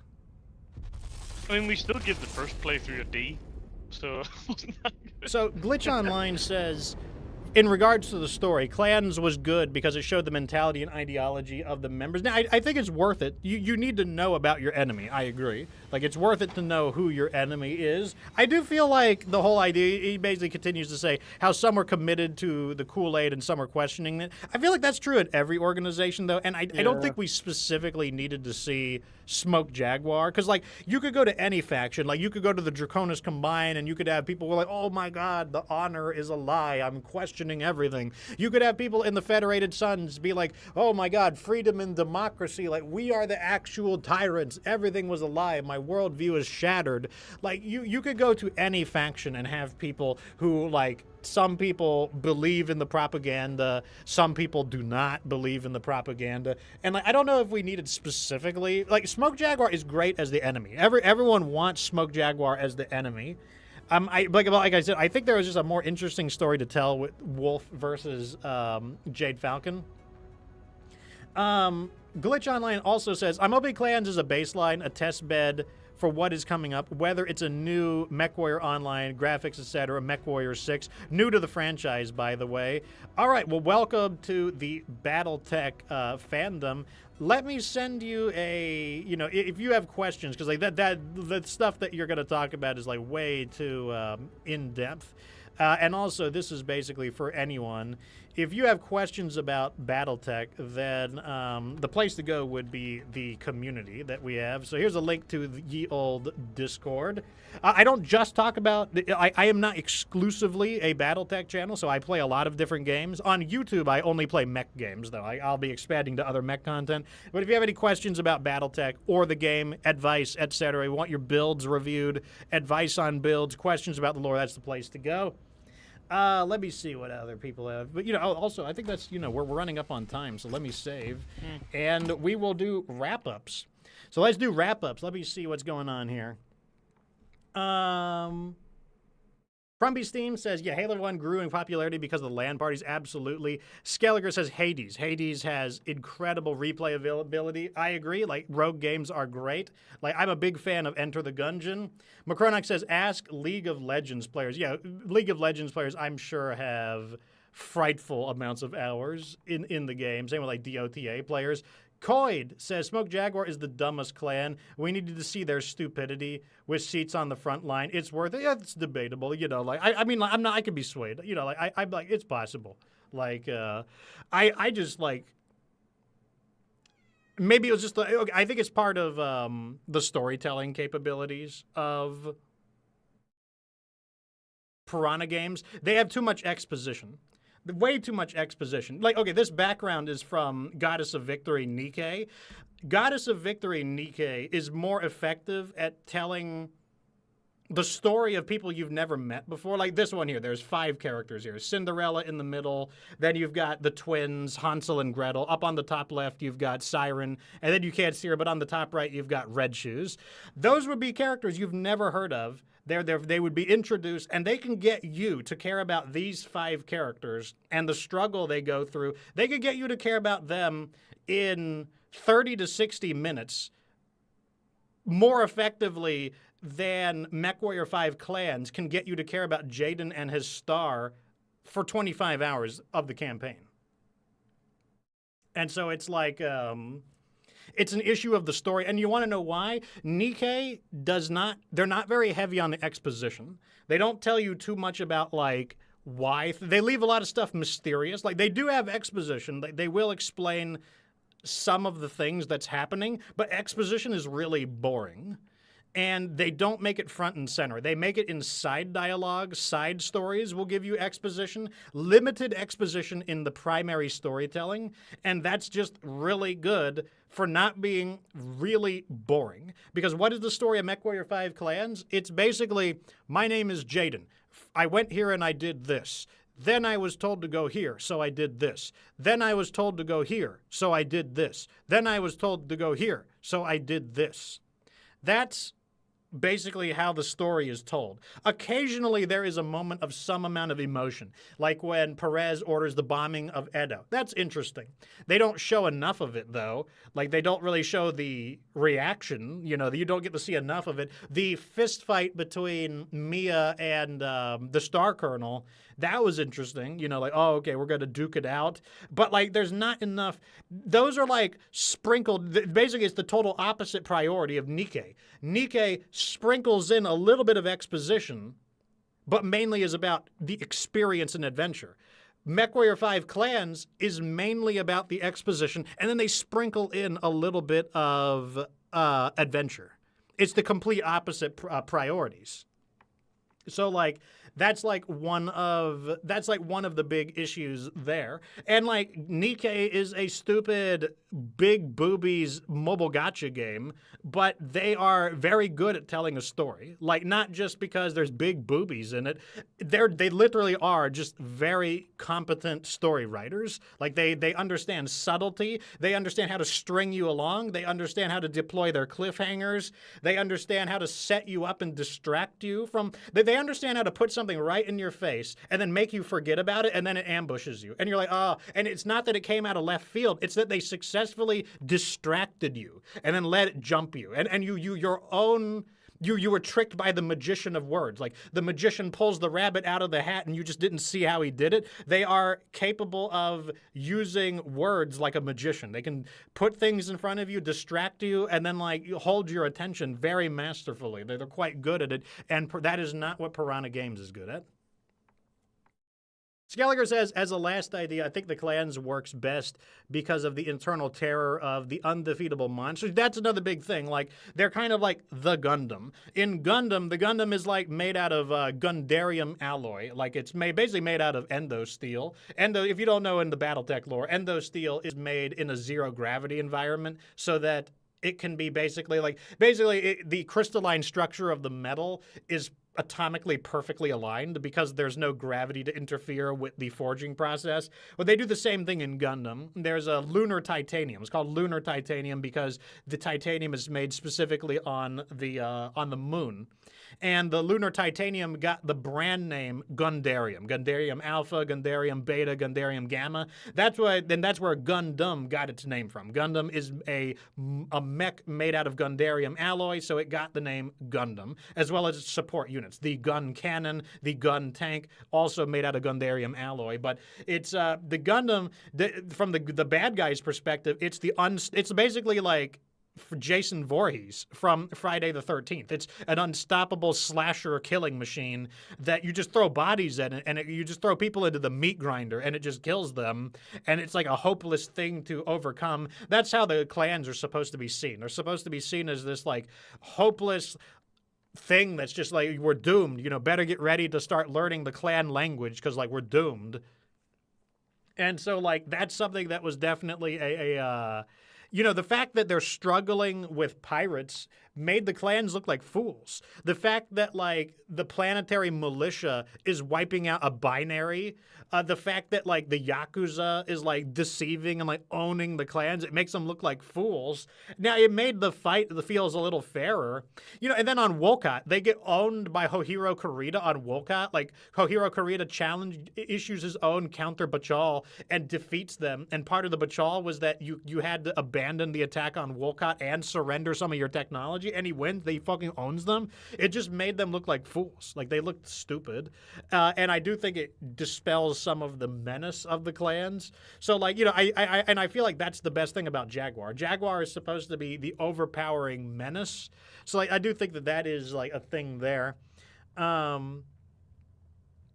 What do you call it? Let me see what Macronox is saying. He says it helps that DK has their story completely out of combat. They also wrote their story 3 years in advance. When they made Nikkei, they wrote 3 years of the story.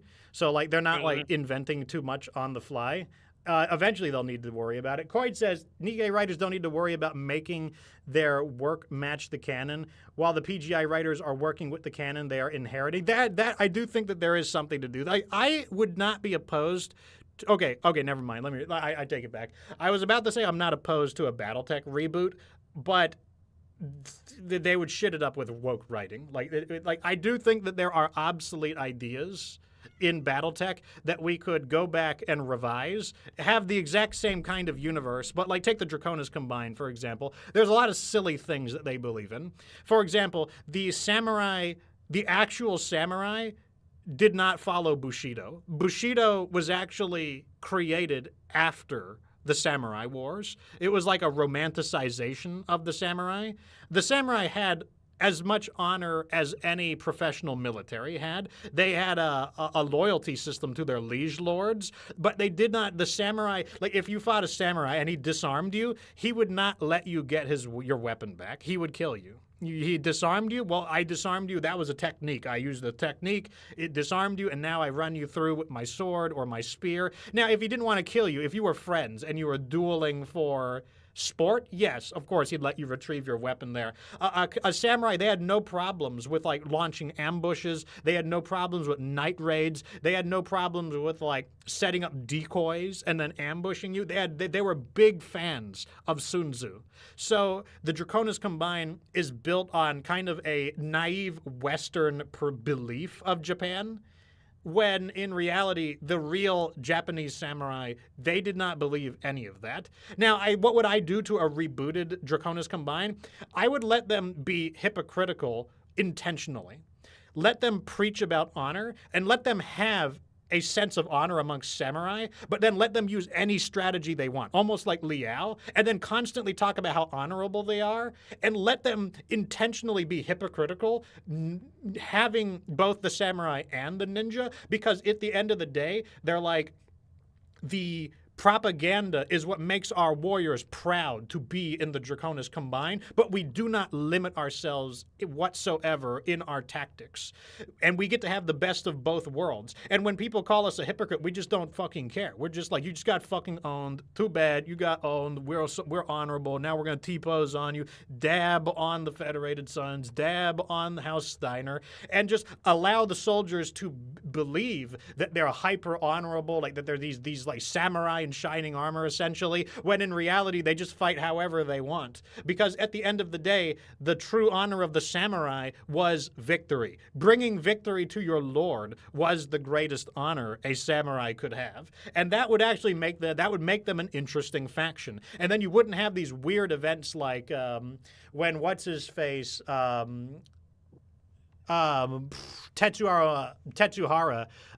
sparing Jamie Wolf, because Jamie Wolf his archer overheated and shut down, and he didn't finish his archer off because it would not be honorable. It's not what a samurai would do. That is a silly storyline.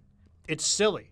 Like, a Combine samurai would kill him immediately because your lord, the coordinator, hates Jamie Wolf. He hates him. You would never put your absurd belief in honor ahead of what the Lord of Lords, like Takashi, who you're sworn to. You would never do something like that. It's a silly storyline, and it only makes sense if you have this romantic Western understanding of Japan, not the true understanding of Japan. Like, here's another quick bite of information. The ninja did not exist. Ninja is actually a grammatical error of shinobi. Shinobi were samurai. Shinobi were samurai who specialized in nighttime reconnaissance and nighttime raids. So the idea that the samurai and the ninja were enemies of each other and they hated each other is an urban legend. Now, Japan doesn't mind the urban legend. The ninja became popular, but historically, the ninja did not exist because they are a grammatical reading of the word shinobi. And the shinobi were samurai who operated at night. So, that is something that, and the thing is, then you would let the Draconis Combine be a more evil faction. It's okay if they are perceived as the bad guys. That doesn't bother me. But make them make them a reason why people fear that, like, people speak of the Draconis Combine in a frightened manner. Like when the Draconis Combine marches to war, like when the elite sword of light descends on your planet, people like cry out in fear, like people like tear at their hair, people are like, there's hysteria because of how people fear them. And how do you make them you need to make them a deadly, powerful opponent that, like, you either are defeated by them, and so it's the grim, dark world, like the expansionist ways of the Draconis Combine, or when you defeat them, it's typically in like it's not by something stupid. The Draconis Combine would not get lured into getting massacred at Misery because they wouldn't be stupid. That's the issue with why I do think there's room for a reboot in the lore, because a lot of it is made out of kind of like 1980s misconceptions. Like, another good example is like Liao is like this backwards primitive socialist, like, and it's because the people who wrote the story, they have capitalist priors, so they are not going to fairly write a socialist superpower. If you want Liao to be an interesting faction, you have to be willing to get a writer who is familiar with socialist philosophy and ask him, write the most powerful sci-fi Chinese Russian socialist tech empire that works. And do that. Like, you have to be willing to do that. But the writers, because they have capitalistic priors, they are going to make Liao look like they're stupid. They're going to be like, oh, they're just like rubbing their hands together, like doing some tomfoolery in the background. That's not how you make a deadly enemy, though. It's okay if Liao is on the losing side. If they're the smallest faction, that's fine. It's fine that they are ruthless because they have a reason to be, but make them a competent faction. That's how you should do BattleTech. Like, that would be really the key. And then also, there is a bias towards the Federated Sons. Now, there's some room for the Federated Sons. I don't care if the Federated Sons are the main characters, but, like, I do think we should play up their hypocrisy of, like, we're trying to, like, bring peace to the inner sphere. And by that we mean, if you don't agree with us, we are going to kill you until there is not enough of you left to oppose us, and then the inner sphere will be very peaceful indeed. Like, we are just trying to liberate you backwards people so that you can enjoy democracy and freedom and specifically vote for Davion in every election. That's a perfectly good storyline. Like, they can be the good guys while still having dirty laundry. And, like, that is a perfectly good, that's how you make interesting moral gray factions where you can be a fan of any faction because every faction has good things about them and every faction has bad things about them. And even if some factions tend to play the antagonistic role or the surreptitious, mendacious role, that's fine. Even if some factions are portrayed as like, we are generally the good guys, that's perfectly fine. But you got to have, like, this balance. And, like, that's kind of like what, that's what I think is worth rebooting in BattleTech, but it's unacceptable right now. Catalyst could not be. We could not allow. You know, I mean, we wouldn't have a choice if Catalyst wanted to do it. They're the boss right now, but like that would be something that you'd have to completely like sternly reject. Like I would have no faith in Catalyst rebooting it because they would like woke it up way too much. They would be way too compromised. Yeah, they're going to be like nice story, bro, not enough pronouns. Precisely. Coin says, I think Clans is fun, but only if you are fun with boating lasers. That's exactly the issue I have, is that the lasers are fun until they're not. And they were not fun after the first playthrough. Modded MechWarrior 5. I think MechWarrior 5 in general is better than Clans just due to the balance is better. Like you've seen me use so many different kinds of weapons in MechWarrior 5. And while sure, there are meta weapons in MechWarrior 5, the first best weapon, the second best weapon is still really good. The third best weapon is still really good. The fourth best weapon, the fifth best weapon, the sixth best weapon, they are still really good. Like, they may not be the best, but they're still good. That's what makes the balance of MechWarrior 5 really healthy. You could do an LRM build, and you could kick ass. You could do an autocannon build and kick ass. You could do heavy rifles and kick ass. You could do, like, laser spam and kick ass. Like, as long as your build makes sense, you could do really good. And not just, like, literally beat the game. You can do well. You can excel with so many different builds in MechWarrior 5. The balance is so much healthier. Skelliger says, Bushido honor works more like European chivalry regarding the treatment of defeated nobles. But other tthan that, yeah, everything in battle was fair game as long as you won. That was the most important thing. Like the samurai, you know, they, like I said, they were big fans of Sun Tzu. Anyways, did you have any closing thoughts, Dr. Sheriff? No, I just thought it was funny when you're talking about Jimmy Wolf, like, and his mech overheats, like, and then the Japanese sort of samurai guy was like, "Oh no, I couldn't possibly fight you." It just made me like think in my brain.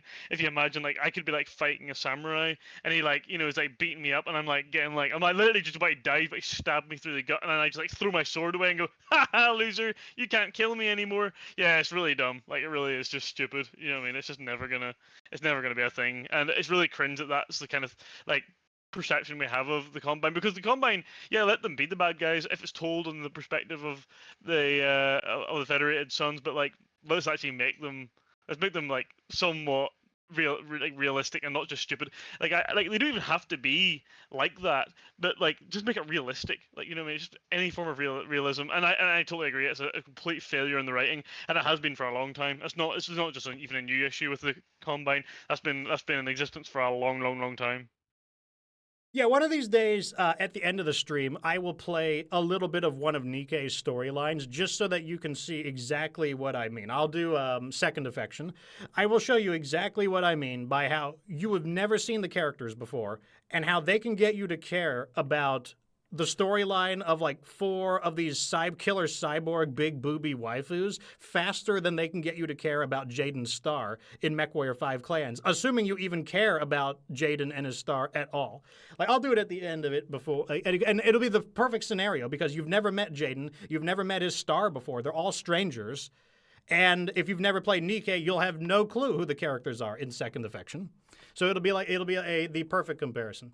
Anyways, I think that's good enough for now. So let me go ahead and here is a link into the Discord if you'd like to join the community.